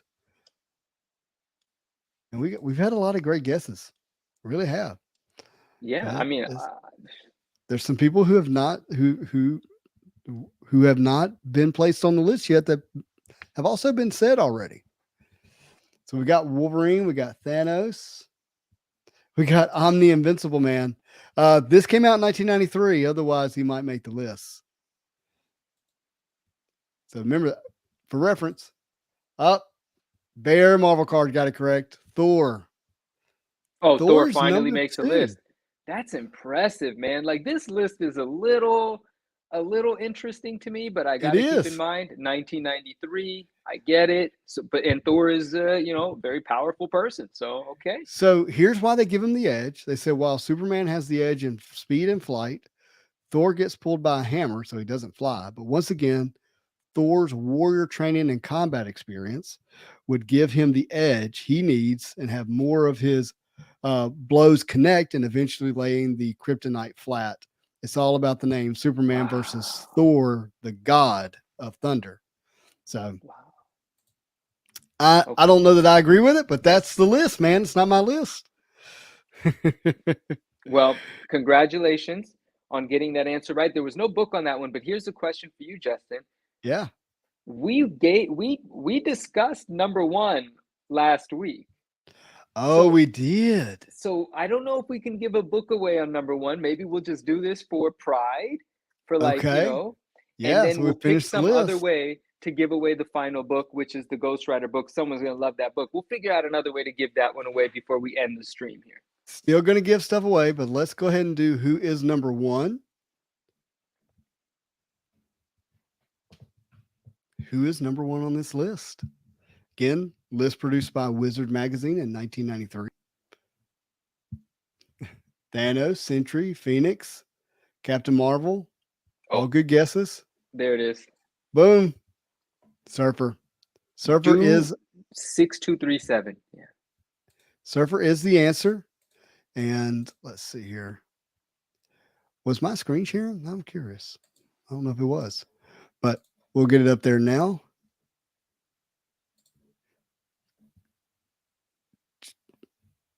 I'm just not clicking the right button. I haven't clicked anything all night. So Surfer's number one, as you can see here.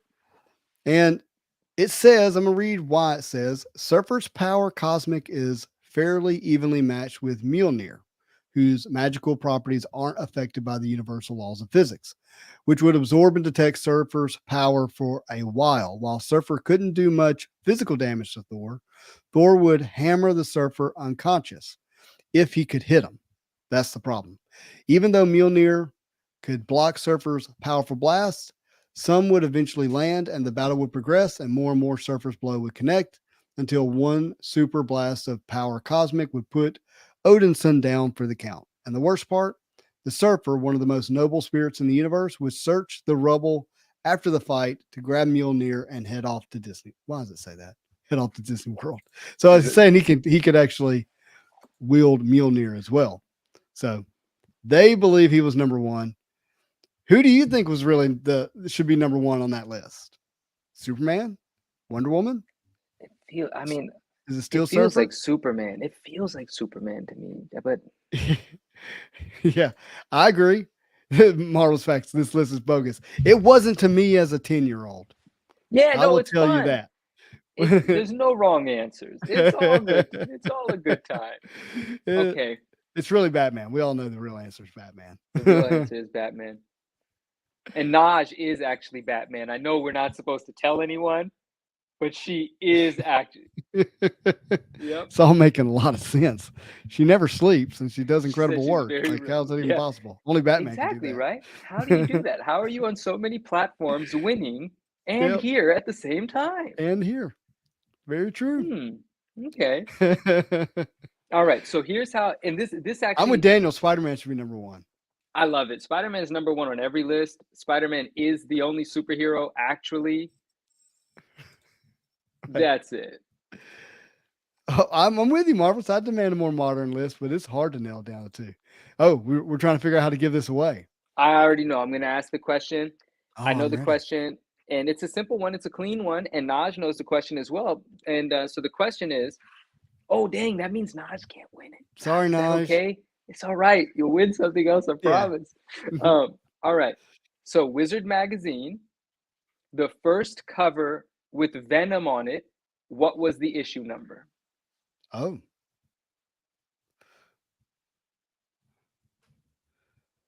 This is going to be a good one. So we need the actual issue number, and they're numbered 1 through, well, I remember issue 300, but right, we got to guess. We have some answers here. We have some answers. None of those are correct yet. Got 11, 42. Which 12, issue had Venom on it? The first issue with Venom. 1.0. There it is. Only Fantasy Cards got it right. Number 9. He is right. It is number 9. And what a sick cover. That has a Clayton Crane vibe to it before Clayton Crane. It does. And the interesting thing about it, it says here, Burt Whitman, that was an alias. This is Bart Sears. What? This is a Bart Sears cover. He didn't want anybody knowing he was doing it? Why would he do an alias? I have to figure out why. And the person that told me that is Gareb Shamus, the founder of Wizard. So he knows. So yeah, your source material is on point. So that is it. And so my friend who won, the name of the winner was Fantasy. Let's get back up here. Only Fantasy Cards. This book will be yours. Please do me a favor. If we don't follow each other already, just give me a follow on Instagram, shoot me a DM, and we will coordinate the rest. But this is coming your way. That's only awesome. fantasy cards. Look, man, Yeah, thank you for being on the channel, and thank you, Manu, man, just giving that was dope stuff fun. away. Yeah, That was yeah. fun. My respects, right? So dope, so dope. That was really cool. I hope to give away stuff every chance I can. I always wanted to figure out how to give away things, but on Instagram, I just really don't know how. Like, getting a list of people together that shared this and shared that. I love that part, but it's Yeah, the randomizer that's boring to me. Like, okay, let me roll the dice and then some names right, going to pop up. You won. right.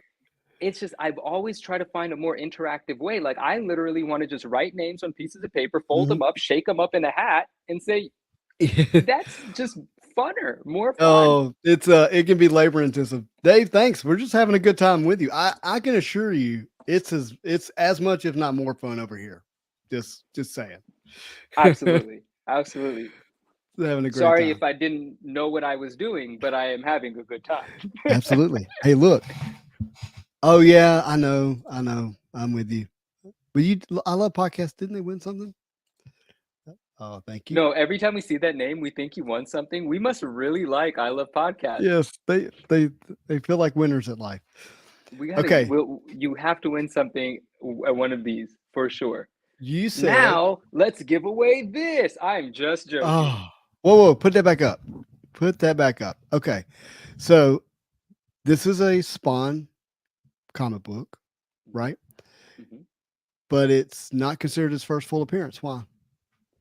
I actually consider it his first full appearance, but it's a preview book. It's not an Mm-hmm. actual comic book. It's a preview book, and Mm, this is the artwork from Spawn One, yep. but it's a little different coloration, not as finalized as Spawn One. But this is not considered a comic book. But for me, I consider this the true first appearance of Spawn.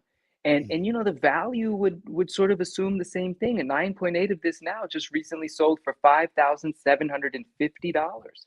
Wow. And there's not a newsstand esque type situation here, right? No, no, this is the, oh well, there is a variant, and that Okay, what's the variant variant? is the error.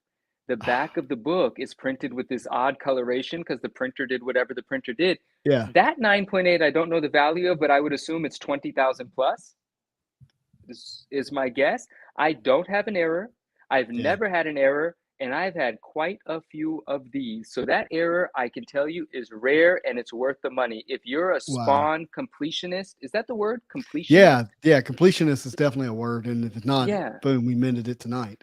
right, right. And if you're a Spawn collector, Mhm. I do not personally feel a collection is complete without a Malibu Sun 13. It doesn't have to be the error, but this is a special book. And it's like really thin, it's made cheaply. The staples always rust on these. This is the only copy I have where the staples have no rust. I Wow. have 9/8 with rust on the staples. CGC knows that every single copy of these is rusted. Look at the spine on this one. No rust, perfect spine. When did you pick that This is one the up? this one actually just came to me. This one Oh, actually just came to me. Yeah. And that's and that's why it's a on my good desk because looking I book. just did the investigation and I just wrote my notes on it. And so We're gonna this have one's to gonna figure get out a graded. trade for one of your Malibu Suns Okay, okay, because we I can. I have a lot of cool Spawn books, which as you know, I've got 9.8s in both newsstand and non-newsstand of issue one. I've got a number of the variants which are cool, but I do not have, and I actually have a 9.8 of Todd's first comic book art in Coyote, Yes, yes. Those are some sleeper books, man. and but I don't have a Malibu Sun. McFarlane has some sleepers out there, some real sleepers out there. Oh, Naj, you should know Gated Grounds is me. That's the first time I've ever written anything, and I forgot the exclamation part. Andrew's in here. Andrew's back. Okay, Error copy. Eric copy. What's up, Error Andrew? copy. Let's talk about Malibu Sun a little bit more. The book, You people are just got grading offered a more of them. trade, by the way. Wait, Got I first got a appearance first Spider appearance of Man. Spider-Ham to trade. You could have all my Malibus. Naj, I got a 9.8 sitting here. You could have that one. You could have that 9.4. This is a 9.8 in the making. You could have them all. But you have to draw Spider-Ham on the comic book board for me. If you can draw Spider-Ham for me, then yes. It's I want to show you done. guys something, but I don't have it close. Dang it. Oh, man. That's That's all right, man. We were going to talk about Malibu Sun a little bit more. I forgot. I have such a good time here. I forget everything. All I want to say about Malibu Sun is if someone hasn't had one in their possession, it's nothing to like be. It's tough to find. It's not Yeah. like everyone. It's tough to find. So there's a reason that it demands the premium that it does. It's tough to find. It's tough to find in good shape. But you know, if you ever come across one and you're kind of reluctant about whether you should buy it, obviously price is a factor. But I just want to say it feels really special to have that book in your possession. There's just something about it. Like when you get it in your hand, you realize that this is like a sample of what was to come. It was made with Mm. lesser quality, and that just makes it special to me. It's like what we talked about, It's right? not Everything great, that, especially. yeah, exactly. And it's just something cool about it. Like in any condition, it's a very cool book. But obviously, the prices have gone a little. I mean, I'm happy that they have. I always assumed that they would. Maybe they'll pull back a little, but I remember when they were not too long ago a $2,500 9.8, and Mm-hmm. now they're approaching $6,000. Mm. And there's only one on eBay to buy at the moment, and it's like I think it is 6,000 or best offer, but I'm pretty sure the seller of that book is not going to go very much lower than that. He's been holding his ground, and for good reason. There's a $5,700 sale just a few weeks ago. Yeah.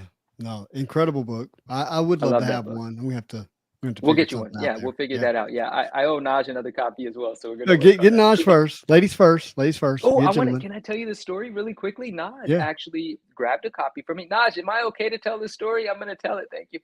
Um, she grabbed a copy from me, and she graded it, and it came back a 9.8. It came back a 9.8, and then she had, and it was through CBCS. I shouldn't have said that as if that's like Yeah. anyway. It came back a 9.8, but here's the point. The point is when the 9.8 landed, we didn't have sales above $4,000 yet, and then she was doing a live sale to raise money for a really great cause. And that was one of the books that she was sort of on the fence about, should I sell it, should I not? And I was like, you have great equity in that book. Like that's Hmm. one to pull the equity out of. And right before she was about to have the sale, one had sold for like $5,100, creating a new comp like a day or two before her sale or something like that. And she Perfect. got primo dollars for it. And I'm just so proud of She's letting being us know. involved She in got that. 4,700. $4,700. Yeah. And That's yeah, awesome. so cool. Very, I very see cool. Malibu Sun is magic. Oh my gosh. Thank you, Nash. Thank you for giving me permission. I had already ran my mouth about it. All right, so we Oh had a man. question from DO6 here. I have and he meant Darkhawk, #1 newsstand edition, but love some help if you should get it graded. Andrew, Thoughts? can you actually help with that? A Darkhawk #1 newsstand edition. If it's a 9.8 candidate, should our friend get that graded? That is not my wheelhouse, that book. Yeah. We'll come back to it and see if we get an answer in the comments. Yeah. And Andrew, thank you for what you said here. I'm reading my own like polite things people are saying to me, which feels rather wrong. But he said Manu is the master of the tough to find, and I just really appreciate him saying That's a that. great compliment.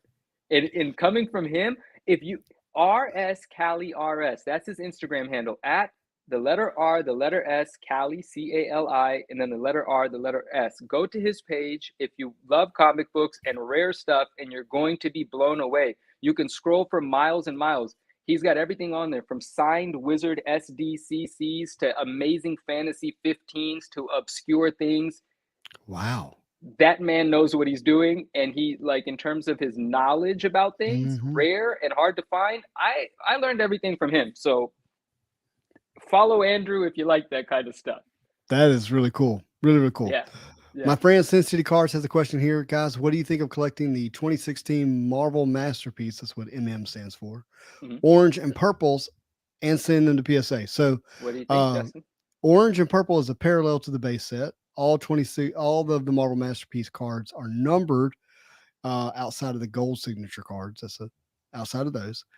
And so, orange, every card 1 through 90, there's 90 cards in that set. Every card is numbered to 99, and the purples are numbered to 199. Why is this important? Well, the that set is tiered with the rarest tier being tier 4, and those are numbered to 99. And so this creates a parallel where the full set is all numbered to 99 and the purples are all numbered to 199. And so it actually ends up being an affordable way to get into the rare cards that are still numbered. And I actually think they're kind of slept on because even what I just said was an attempt to be simple and it probably was still confusing to people who I'm gonna have don't to know hear it. that a few times to Yeah. absorb it. Yeah. And so I actually think there's just a lot of room there in terms of what those cards may do in the future because people don't understand the way Masterpieces builds their sets. The cool thing about Masterpieces in the modern times, 2016, 2018, and 2020, and likely 2022, which comes out later this year, they keep the same set built, the same structure, the same architecture of the set. And so once you get it for all the sets. And that makes those parallels, I think, a pretty good play. So if you can get high grades for those, I think they're definitely worth sending to PSA. Your tier 4 cards, especially your top tier characters like Miles Morales, who's in that set, uh, definitely would do that. Awesome. Okay. And let's see here. Zob, we got another. Well, I got ahead. Do I know what the next Marvel cards that are coming out? You Probably do. Spider-Man Metal in end of June is what we're thinking. We don't know for sure. Marvel Beginnings is there too. I don't know when Marvel Beginnings is going to come out, but it's going to come out sometime. I think this summer, definitely this year as well. Um, there's others Into the Spider-Verse. You remember the movie, the animated show? Love that movie. Talk about something that I have seen. That movie is one of my favorite things Marvel has ever done. Yeah, it's wonderful. And they finally got around to making a trading card set about it. So it's gonna have Oh, I love autos it. in there. Where somebody was asking about actor autos. Now, this is not on the MCU side of things, but there will be actor autos in there. So to me, that'll be pretty cool. Like Haley, how you say her last name? Steinhardt, Reinhardt, what the girl that played? I think it was in Hawkeye. She Oh does the no. voice for Gwen in there, so her auto's in there. Okay. Stan Lee technically was in there, so maybe his auto pops back up at some point. I don't know. The that question that you had gotten to, Za's question, I Mhm. think you and I are going to have different answers, but I think that's a really cool question. I want to hear what your answer to him is for that. New Marvel card collector here. Which sets are some that I would recommend you pick up first? Ooh. Uh, okay, so this one's kind of tough because I don't know why you want to collect. Okay, the modern stuff, if you're trying to be a completist, can be difficult and a bit overwhelming. If you want to complete sets, the 90s stuff is where you have the potential to do that economically and possibility. And if I was doing that and I wanted it to be special, I would just chase PSA 10s or SGC 10s or BGS 9.5s in the 90s stuff. Otherwise, you'd have to help me understand why it is you want to collect, and I can, individualize that answer. But generally speaking, probably 90s, probably high grades if I'm wanting to complete sets. If you're wanting to complete inserts or character collect, it's a different answer. Dang, that was a great answer. All right, what's yours? I didn't think you were going to go 90s with it. I love that answer. I don't have an answer anymore. Oh, yeah. I thought Well, you were, tell me, yeah. tell in your own words why 90s. For me, it's the most nostalgic. It's just what I Mhm. grew up with. It's what I remember. And most people my age, if they weren't in the hobby in the last decade, they do remember those things, right? And it reawakens something that you don't have to sort of learn. A lot of people Mhm. that step into the modern stuff right now, why, just speaking from my own experience, I have to learn those things. But the things that I remember, that's different, right? I'm already there. It's already got a place in my heart. I can already see it and remember it, and the nostalgia hits for me. But with the newer stuff, I'm going to that the newer stuff will be meaningful to me 10 years from now. Right now it's cool because of what it is, but it doesn't have an emotional connection with me, and I really move on emotional connection Mhm. more than most things. But so my answer, but I love how you picked that answer apart. You said, let me understand why you're collecting. Hmm. And I hadn't even thought about that yet. I was just gonna say, get the 93 masterpieces, get the 90 Marvel Right. universes. And if you really wanted to go hard from the 90s, try to complete a set in any grade, even if they're all loose cards, the 96 Marvel masterpieces, right? That 96 Marvel masterpieces, I like that set because it's iconic, it's classic, it's important. It it means a lot to the hobby of Marvel cards, but it's also possible. Like Yeah, it's something yeah, you can actually accomplish without you like can. destroying your finances You in a can. sense, right? You definitely can. So I like that one. That's a great one. Any of your masterpieces, maybe outside of 1994, and in a few weeks, hopefully I'll have a better answer on this because I'm actually getting grades back. The Hmm. masterpieces are tough to get PSA 10s. Is it because they stick? Because they stick, it's centering. They just don't gem that well. Like I'd have to look it up. So if somebody fact check me in the comments, but like I'm after a PSA 10 of the 1992 Marvel masterpiece Spider-Man, where he's like sitting in the webs. It's Joe Jusko. Yeah, it's the dark. One of my favorite cards of all time. I have it raw. The interesting thing about that set is the cards from the factory have rounded edges, so Rounded you edges. Yeah. corners. So you'll look at that card and you'll think this is dull, and you'll just not grade it. No, no, that's how they came. They did not have sharp corners from factory. You can still get a 10. I have recently seen that card selling for $6, $7, $800 in a PSA 10. 1200 is the most recent sale that I've seen. Is it? Yeah. Yeah. I don't have the card. I'm still celebrating that sale. I love that. Yeah. And I Oh, think it makes me want to look it up. I may do it here in a minute, but I think there's only like 26 of those in PSA 10, and a lot of them have been fantastic. graded. So, Fantastic.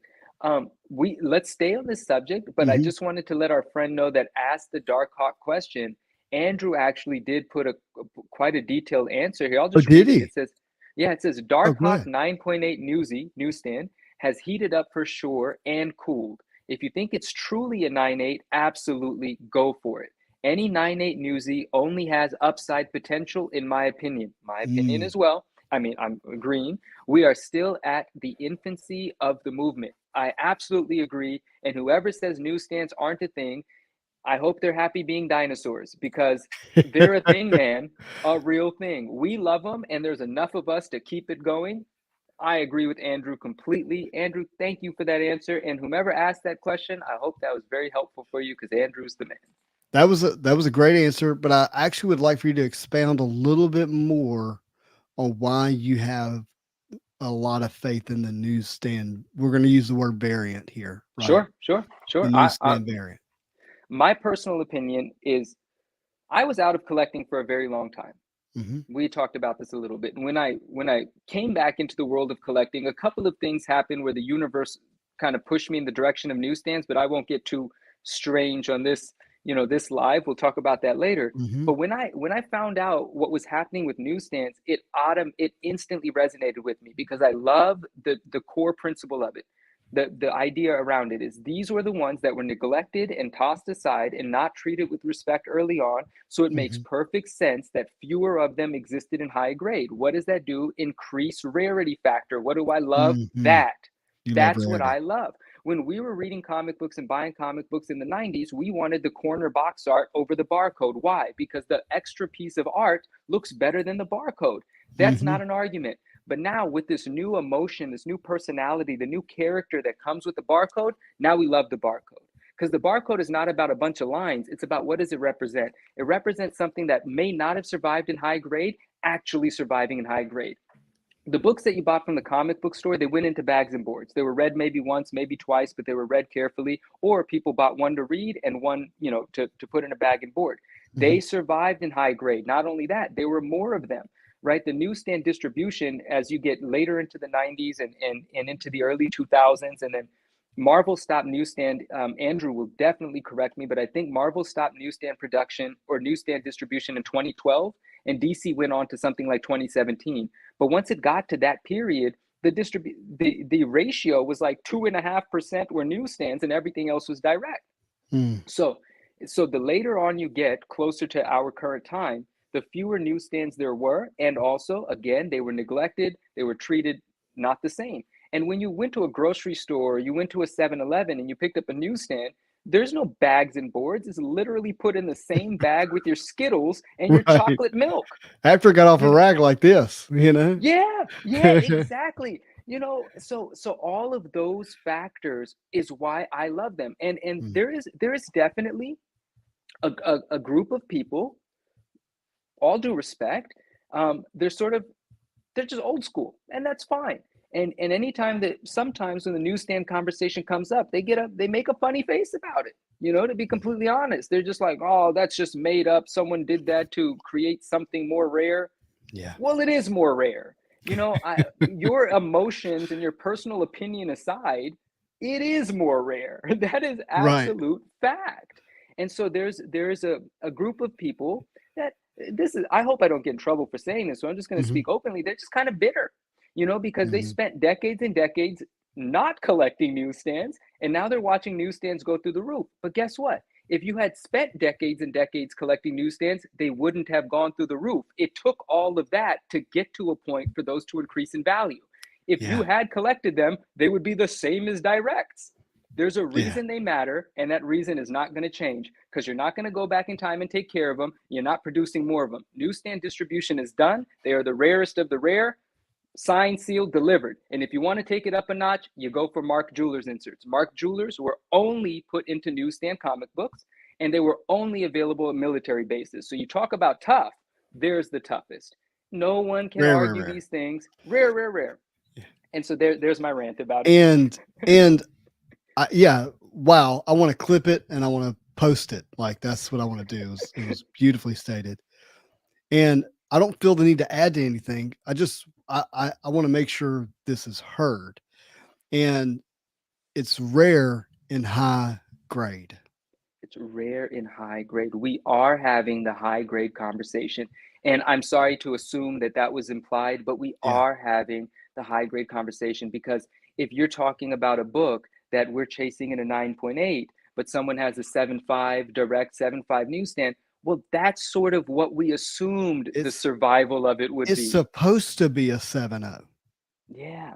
Like, Yeah, that's what it's exactly. supposed to be, and therefore, it's not living out the rarity factor, and so Right. it's that, I think people have differences of opinion, is it 9.2, 9.4, 9.6, 9.8? Like, when does it become rare, so to speak? Whatever that number is for you for newsstand, and maybe it varies, right? It varies. But It does vary from from book to book to book. It book. certainly does. Yeah. Yeah. But my point is the newsstand rarity is connected to, was it are you able to get it in high condition, excellent 9 point whatever condition?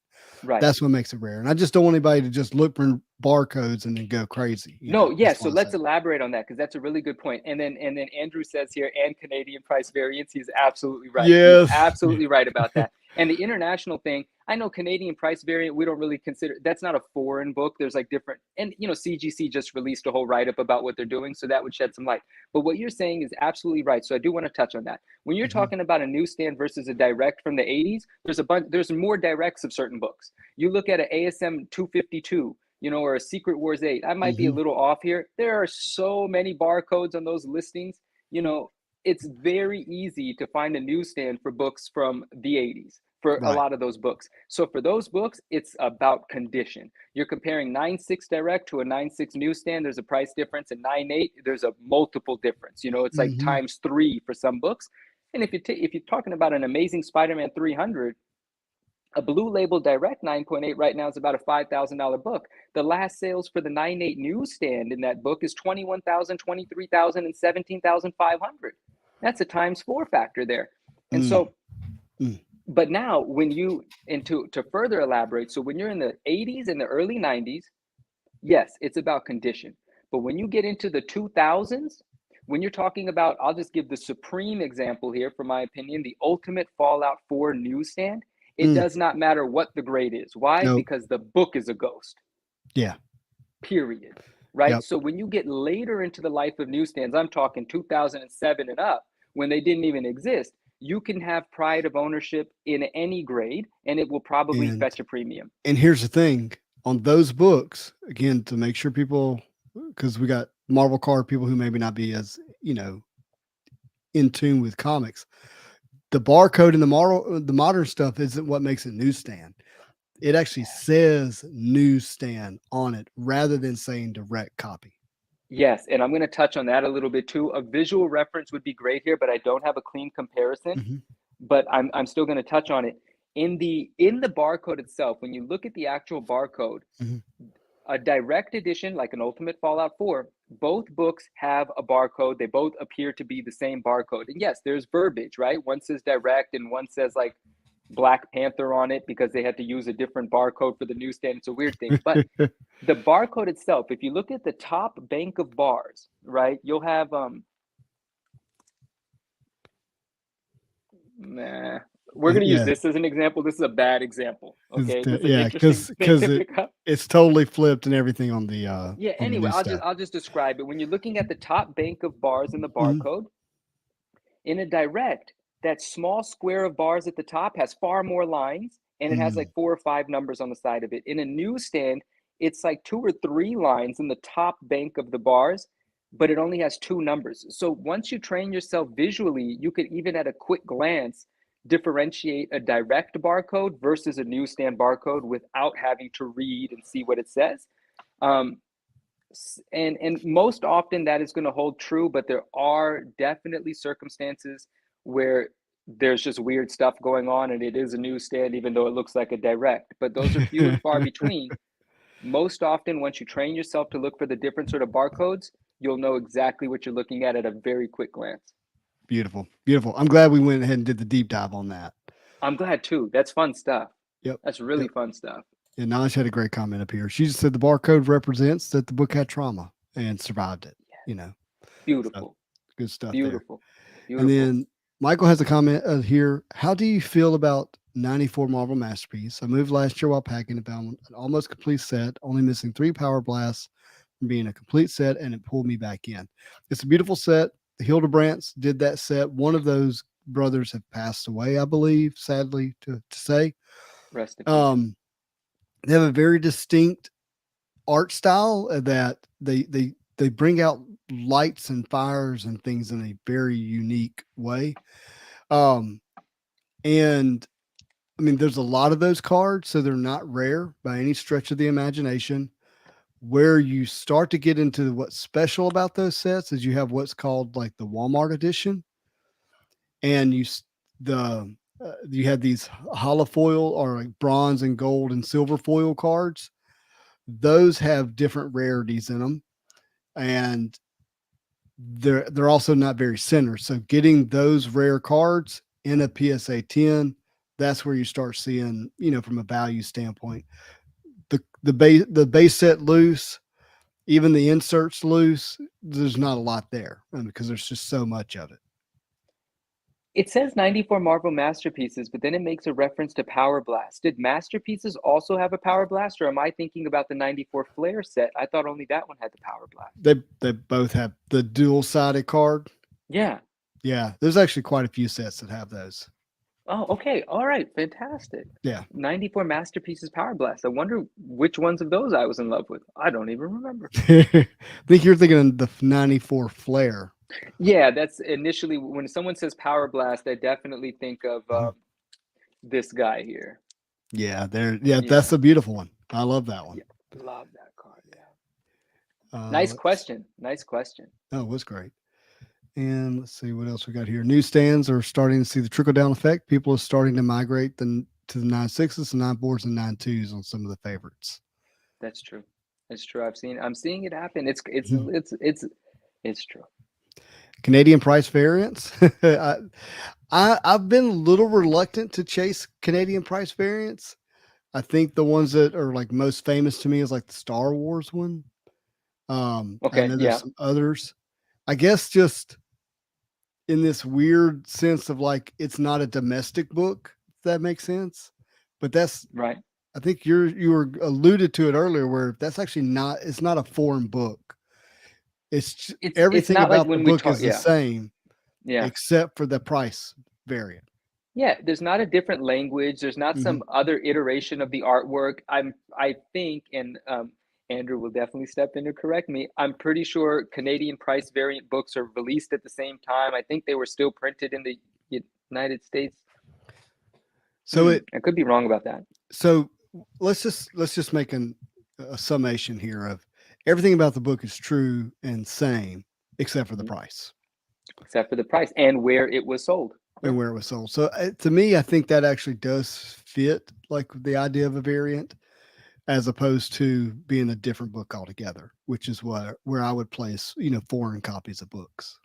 Yes, and that's why we're so comfortable calling it a CPV, a Canadian price variant, because you're Mhm. absolutely right. It's a variant of that book. It's released together. It's the same book.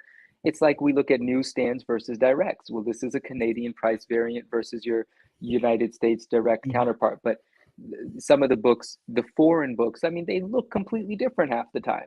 They do. That's a different I book. I love seeing the images of someone where they're like they want to collect every AMS 300 Spider-Man cover Right, or right. homage cover or foreign cover. Like it's an obsession from a completist standpoint. I actually think that's pretty cool and would be fun, but it's a lot. Yeah, I've got a lot of rabbit holes open right now, Uh-huh. and I'm not ready to get into that one. Yeah. But there are some covers that have called my name, Hmm. they're so good looking, some of the renditions from some of the other countries. That ASM 300, whichever place the black, I sound so ignorant, whichever place, but I just don't know where that issue came from. The black cover for Amazing Spider-Man 300 is just so beautiful looking. And I see it all the time, but I've never paid, I don't know if it's, I'm not sure, but some of the covers, Hmm. just the look of them makes me want to chase them, but I have to resist for the time being, It's you turned know? into a lot. It'd be a lot to yeah. In Yeah, fact, Jeremy yeah. says here the 300 homage. Like that's too many. Too many. There's so many. And Clayton Crane just put out another one the other day talking about modern comics, and it's pretty good I looking. did. I was looking at it, I was like, man, he kind of got the anatomy pretty good here on the flex, He did a in that great job. pose. Man, he did a good Um, job. so Andrew, I believe that's his name, says, Italian. Naj said Italian. Oh, sorry. Yeah.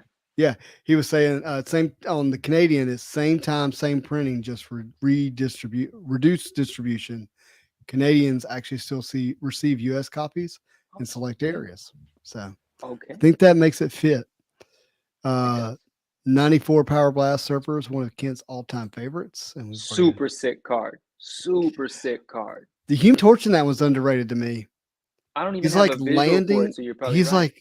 like he's again. They do fire so well. He's like landing in this elegant, thoughtful pose. I don't know.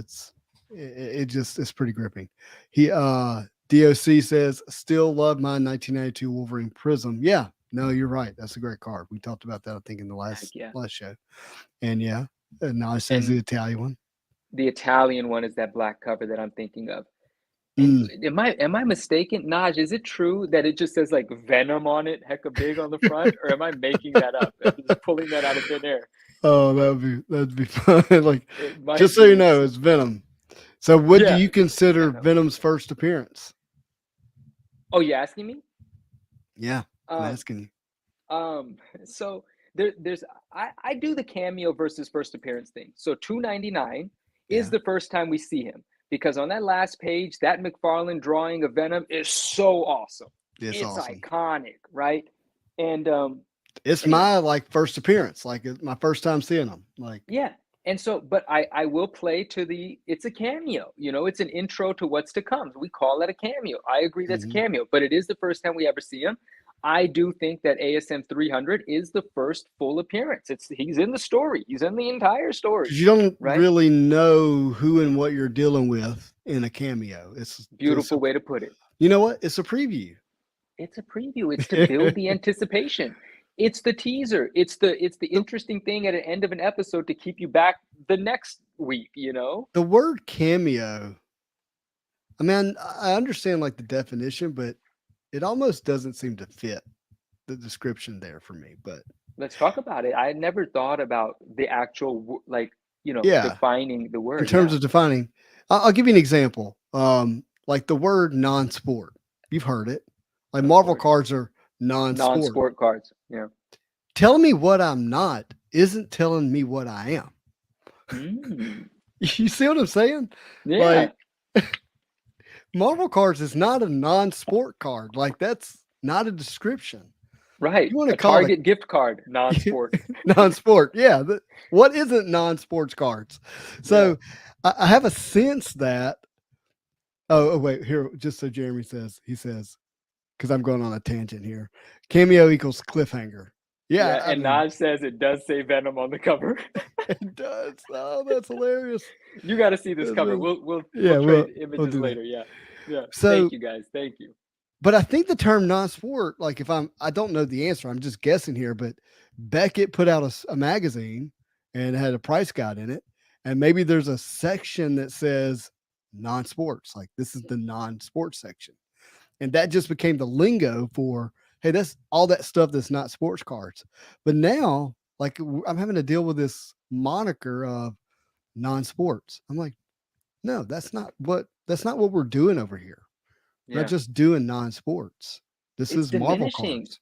It's like writing it off. It's like, oh, Yeah. that's just a non-sport. No, Yeah. this is Marvel cards. This is the Ex- thing. This is Marvel cards. and Listen, if you want to be kind of generic, just call it comic book cards. That's better than non-sports. I'm down with Jeez. comic cards. That's Comic fine. cards. Oh, I like the sound of it too. We Yeah. call it that. I mean, Something comic new. cards is what I called as a kid. I'm gonna be Yeah, real. me Like too. Me that's too. what we Nope. call it. And Yeah. then so from there, like you get trading card games, TCG. TCG. That's what that is. Yeah. Are TCG. they non-sport? Like I get the category kind of stuff, Mm-hmm. but you Mm-hmm. got pop culture stuff going on, right? That's Mm-hmm.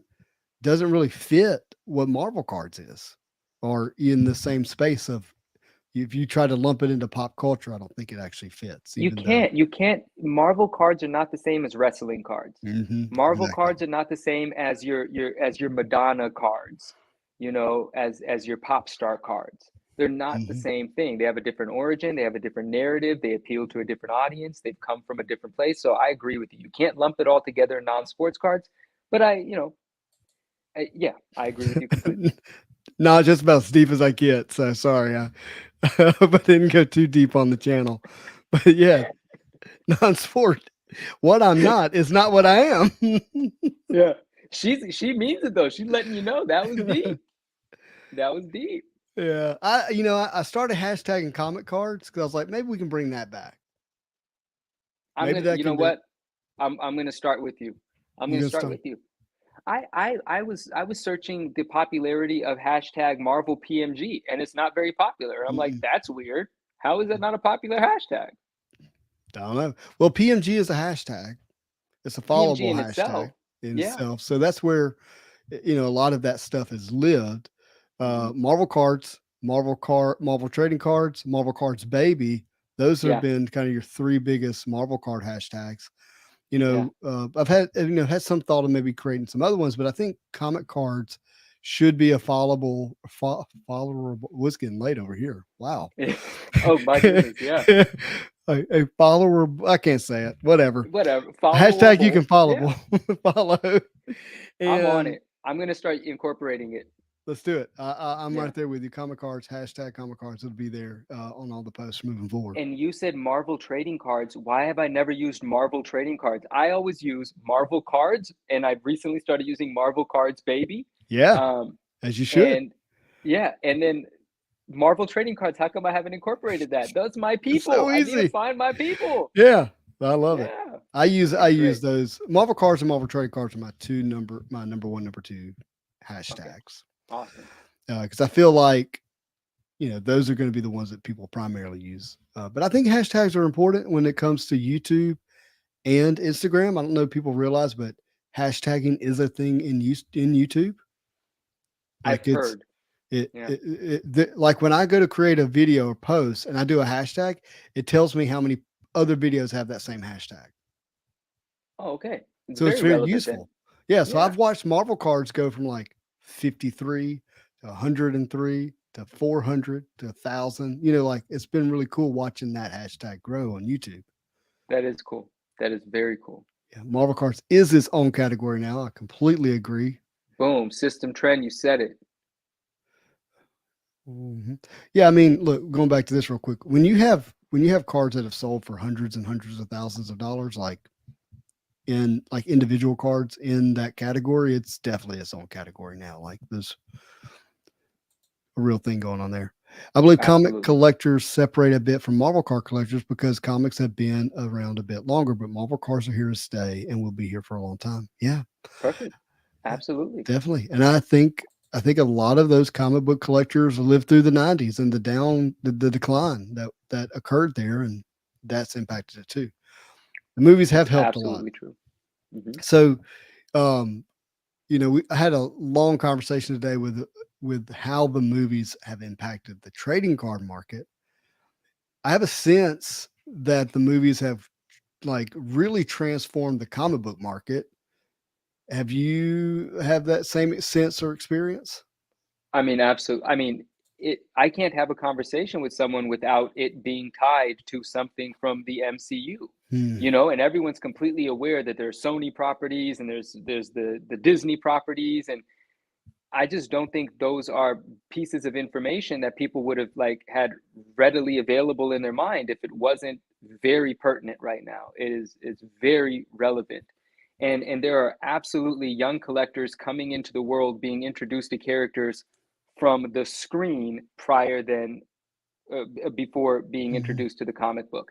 And of course, for us, from the 80s and 90s, a lot of the things on the screen didn't exist yet.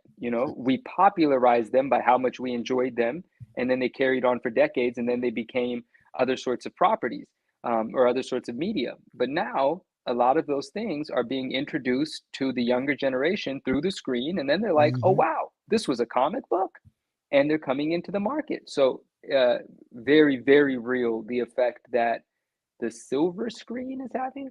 Or no, is it Yeah, even that anymore? It's Netflix, it's Disney Plus, it's HBO Go, the screen in general. the screen in general. Yeah. So it made me want to ask you a question. So, like, my daughter, who's 15, people hear me reference her. She's I get information from her, right? It's useful to me. I mean, her two favorite Marvel characters are Doctor Strange and Scarlet Witch, Okay. Benedict Cumberbatch and Emily Olsen. Yeah, Olsen and Elizabeth Olsen. Doctor Strange and Scarlet Witch in my life have never cracked my top 10. No, mine either. That's all movies. I mean, that's It's that's all the movies. movies. It's And all then movies. I never. Go ahead.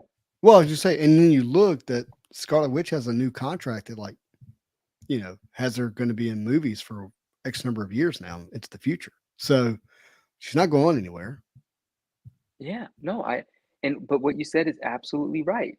When we think about our personal association with our favorite characters, a lot of what's popping right now wasn't popping for us in the 90s. Hmm. You know, I'm going to give Moon Knight his credit. Moon Knight's a really dope character. I didn't know anything about him 10 years ago, Right, right. but Moon Knight's going to be a household name now, you know? And that's just what's happening. Did someone say good night to us? Yes, The Marvel Marvel guy. guy? Good night, Kent. He's on the East Coast, so he's been a Have trooper. Have a wonderful night, and we'll talk soon because I do believe I am shipping you something. Yeah, Yes. he won. He did. Yeah. Talk to you soon, my friend. Yeah, so the movies are definitely having an impact. I'm really curious, and only time will tell. We can't fast forward that, but just thinking of the way in which animated cartoons impacted our nostalgic, you know, reasons to collect, Yeah. like how much more or not, like I don't know, like how much whatever is these movies going to have on this generation? That's such a good question. Like, is it going to translate for the majority of them, or maybe just a few of them? But like, is it actually like, let's say you're a young person today and you liked a movie that came out. Hmm. Is the psychology behind that, well, now I have to trace the history of this character and start collecting? Not necessarily. Right. You have to already be a collector. That's Hmm. like a thing, right? And if you've got that collector bug in you, then maybe it will turn you on to something you hadn't collected yet. But it's not for sure. A lot of people, majority of people, are just going to appreciate it as a work of fiction, like they would any other movie. A lot of people enjoyed Titanic. They didn't go collect artifacts from the Titanic afterwards. They Hmm. just enjoyed it as a brilliant film. But it does create collectors of that thing or that category. So there will be that effect. But to what extent, I don't know. But people keep talking about how the popularity of these films, the way that they're being more eyeballs are seeing this stuff than ever before. And so even if it's only a small percentage of the viewing audience, it's definitely still going to bring some pretty cool collectors to the market. Miles Mhm. Morales, the amount of people that are going to want 10 years from now that are going to want the first appearance because the coolest thing in the world to have, he's such a significant and awesome, impactful character. The movies are going to affect the heck out of that. There are people that are 10 years old right now. They don't have a clue that they're going to spend $20,000 in a comic book on a comic book in 10 years, and they're going to. Yeah. And I just And I, love that. and I think, like, to use Miles as an example, the reason I believe that's going to be true is because of that. It's that next level connection. And for him, it was a video game. Oh, yeah. It's a video game where you take this experience you have with the show, the movie, and your awareness, and you can attach it to an event and these memories and time spent with the character, and that really creates the nostalgia. Where for us, it was the animated series, and then be able to go to a comic book shelf or a comic book card and see that character on screen, to see it in our hand, in our card, and in our binder, and then we were reading it like it's that connectiveness. And so I think for the MCU to have that long lasting impact, these kids are going to be able to have to carry forward that experience off of the screen onto something else. And that's going to be a struggle for Marvel cards right now, because you can't go to Walmart and pick up a pack like if you want to. But I was Mm, in there. If you follow me on Instagram, you saw I like saw actually. there Yeah. was a ton of Pokemon stuff and Magic stuff there. So I think that's got to happen to some degree. And the trading card hobby as a whole is going to play a role too. So just the overall growth and health of trading cards as a whole into the future will I think have a way of drawing people in. Maybe they didn't collect cards as a kid, but they want to collect something. Trading cards is a good, safe, fun place to do it. And what do I like? Well, I like those movies. And so if I'm going to collect cards, it's going to be Marvel. Like, I think Yep. that's going to be some of it. And I'm thinking about cards. Comics is a part of this conversation, but that's where my mind goes.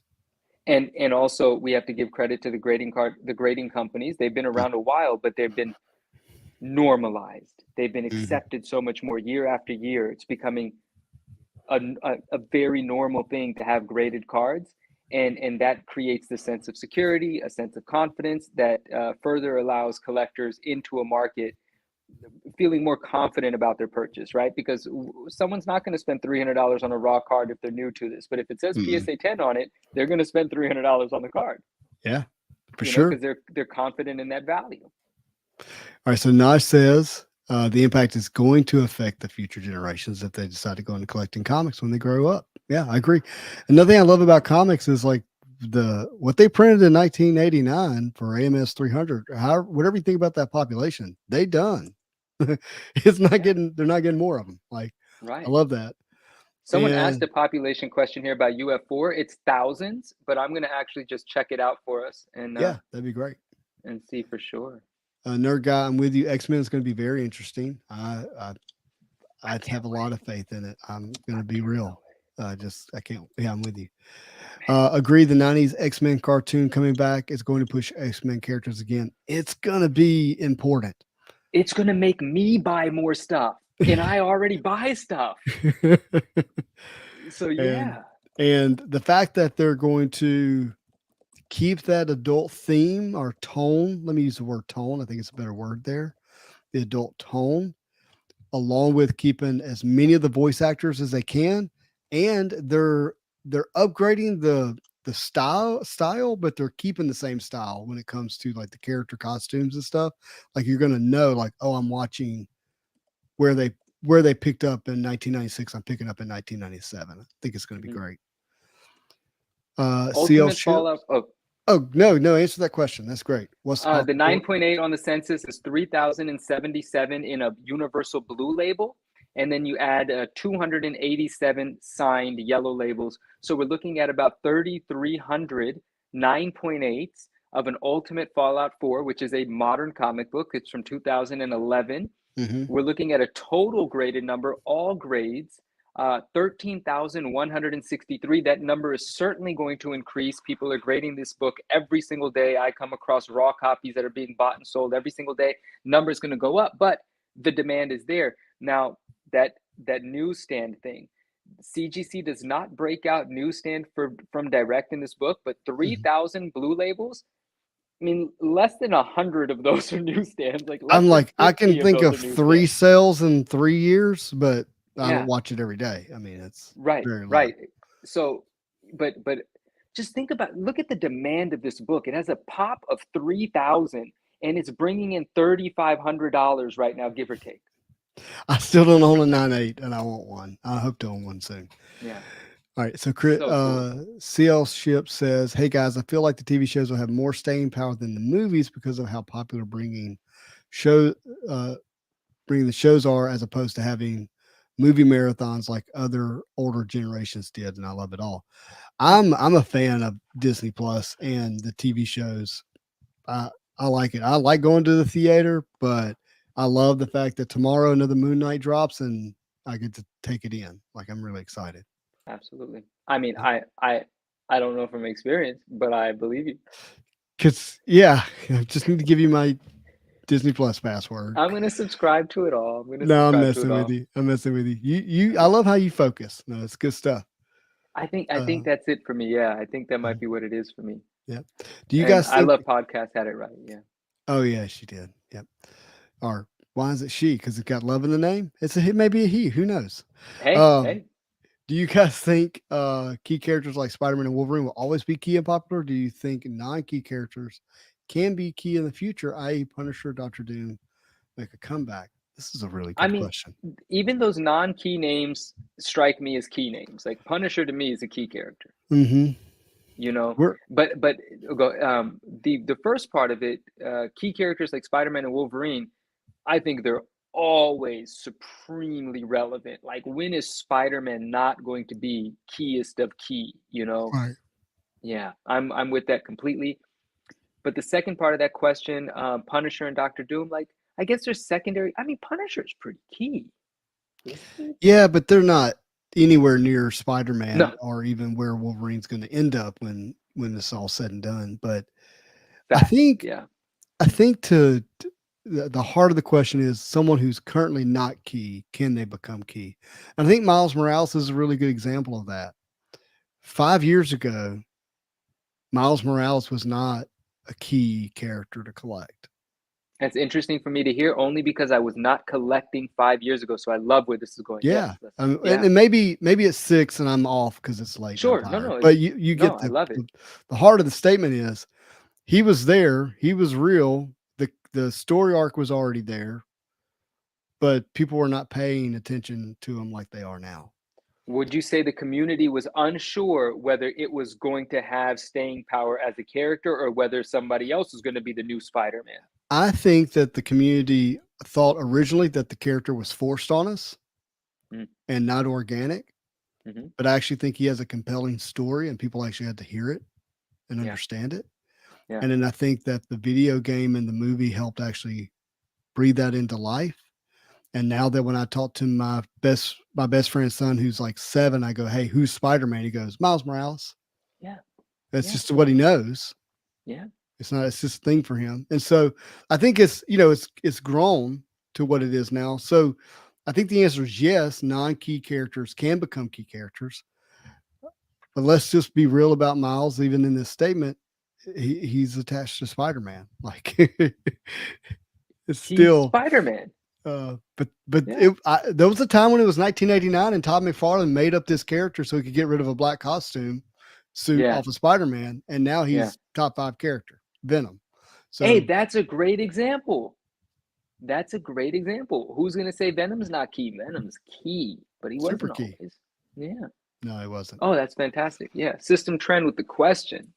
And he's got an S2000 on there. How you liking the S2000 Ooh. values these days? Or any car that anyone cared about Wow. 15 years ago, if it has low miles, the nostalgia factor is affecting the automobile industry like crazy as well. It's very Hmm. cool. So we got a question. Is there a 9.9 or a 10.0 of UF4? Oh, yeah, I think there might be a 99, but let's check. There are no 99s or 10s. Oh my gosh. You've got work to do. There's 3,000 9.8s and CGC didn't give one of them a 9.9. Like, You know let's what they're give this guy doing. a 9.9. They are protecting that grade. That is crazy. There, no question, they're protecting that grade. There's no way 3,000 9.8s, no 9.9. Mhm. They're saving that. Oh my gosh, that's crazy. Yeah. Good question, whoever brought that up. Or did you bring that up, Justin? Oh, Viking Yeah, he did. Sword. Yeah. He did. There's a lot of comments here. Wow, so much. Spider Gwen's going to be important. I love Spider Gwen. You ain't got to sell me on Spider Gwen. I love I that she lives in love her own. Spider-Gwen. She lives in her own universe, Yeah. so they can literally do whatever they want to her, and it doesn't actually impact the 616. Mm. And so, to me, that I actually think plays a role in importance at some point with them putting out content. Is what I'm getting at. Yeah, and she's dope. She's just dope. She's I don't know why she has like okay. 5 names, but she's dope. The name thing is interesting because it's like they couldn't really decide is it Ghost Spider, Spider Gwen, like Right. Gwen Stacy. So somebody put it in here. I want to find it. Yeah, here it is. Venom is one of the best examples of a character design ever, a masterclass. I would put Spider Gwen in that same category. Yeah, Spider-Gwen's. Yeah, I'm with you. The Spider-Gwen's dope. I I love would that. say the vast majority of Spider Gwen fans don't know her story. They just know the look. I am in that vast majority. I don't know the story. I know it's Miles Morales' girlfriend. I know she's dope. I know she's called Spider-Gwen. I know she's called Ghost Spider. I know I have a bunch of books that look really amazing, and that's that. And that's I don't know that that's quite her. I mean, her origin story doesn't involve Miles Morales. I don't know what it is. Yeah. Yeah, she's just she's the Peter Parker of her universe. She plays the drums. She gets bit by a spider. She becomes Spider Gwen. Oh, You I know, love it. yeah. And so, but the costume is just so on point, like at every level, Yeah. that how could you not like it? And It's so, super dope. They did a yeah, great job. as her story is things a little muddy right now because of bringing it into into the Spider-Verse movie that I think it muddied it up a little bit. So I would love to She see her get a live action on her own movie or show, she's she's the only Spider-Man in her universe. as I understand it. That's dope. I'm with it. That's really dope. Yep. Gwenum was dope. Jeremy said Gwenum. Gwenum's so sick. Yeah. The Yeah. hood turning into the teeth and the Gwenum so sick. See, I respond to art. I don't even know where did Gwenum come from. I don't care. The cover's amazing. I need it. That cover and those variants are really cool. They're some of the best. I like them. And I don't buy a lot of variant covers because of covers, just because of the cover, but that one I did. I But I love like podcast ass. Yeah, no, I was just gonna say I like Spider Gwen. so cool. I agree with you completely. Very cool. What's this? I got a McFarlane 89 CGC 10 off Neo. Oh, yeah. So he is talking about, okay, that's actually a great card. So in 1989, the year of Venom, Mm-hmm. Marvel put out a set of trading cards. Right. Is Neo the gentleman on YouTube Mm-hmm. that yeah, oh yeah, okay. He Neo's started doing Comics the and Marvel. Sports. Yeah, absolutely. Okay, fantastic. So Very cool. so that set of Spider-Man cards is almost all exclusively Todd McFarlane art, and it predates 90MU. So if you want the Hmm. first Venom card, it's in that set. If you want the iconic AMS 300, pose, it's in that set in 1989, and they're not the easiest to grade from a centering standpoint. So, Are they stickers by chance? They're not mm-mm, stickers? nope. The 89 McFarlane said, let me see if I have those. I'm just gonna check Mhm. real quick. They're really cool. Not the 92. This is 1989. They call it the 89 McFarlane era. Yeah, he's Oh right. yeah, no, these are absolutely awesome. I don't know why I assumed this was the sticker set. Mm-mm. That's weird that I assumed that. I have some of these. I absolutely love them. Sweet. Incredible cards. Yeah, definitely. Oh yeah, so 90 MU is not the first Venom card. It just looks older, like we talked about. They just look older. Yep. Yeah. All right. I Sick love for bringing podcasts. that up. Yeah. Yeah, I love podcasts. Who's the villain in the Spider-Verse movie? Is it Moreland? I don't know. I think he's talking about the next one. Number 2. They Yeah. just renamed it. I can't remember the name, but my friend, we're 2 hours and 14 minutes. I'm hanging on here. No, let's Yeah, heading out for the let night. Yeah, Jeremy's I saying. Jeremy, thank you so much. I enjoy this too much. Yes, we should stop here and continue some other time. Hey, Za, I want you to ask this question again when we come back on, do the live, if you would. That's a great question. I'd love to hear 9.9's answer. So, but look, everybody, I don't know about you, my friend, but I had an amazing time. I was gonna say always, but this is only time number 2, but always, Hey, it's two's a always trend. Two's a trend. man, I Oh, had a look, great time. it's 5 a.m. with Naj. Naj is so amazing for being Yeah, here. Andrew Naj, Sin City Cards, you're amazing. everybody, Thank you so much. all of you. Wow. This is wonderful. Look, thank you. If you haven't done so, can you hit that like button on the way out the door? That way other Yes, people please hit the get like button. Please notified. subscribe. Please So I want the subscribe. whole world to get to know Manu, man. Like, and this is just one of the ways in which we could do it. So hit that like button for me. If you haven't subscribed and you like to, please do. We're going to keep pushing out Marvel content. Most of my content is related to Marvel cards, but it's also Marvel Legends and Marvel comic books. But most of all, it's the moments and the memories. It's the people, and that's what I love. That's what I love about you, Manu, man. This is wonderful. Appreciate you. Any last words Appreciate you. before the end of the stream? I just love you all, and I'm really happy that I'm here, and I'm grateful. I'm sorry that was cheesy. Just thank you. That's it. Just thank All you. right, everybody. As always, I hope you have a marvelous day. Peace.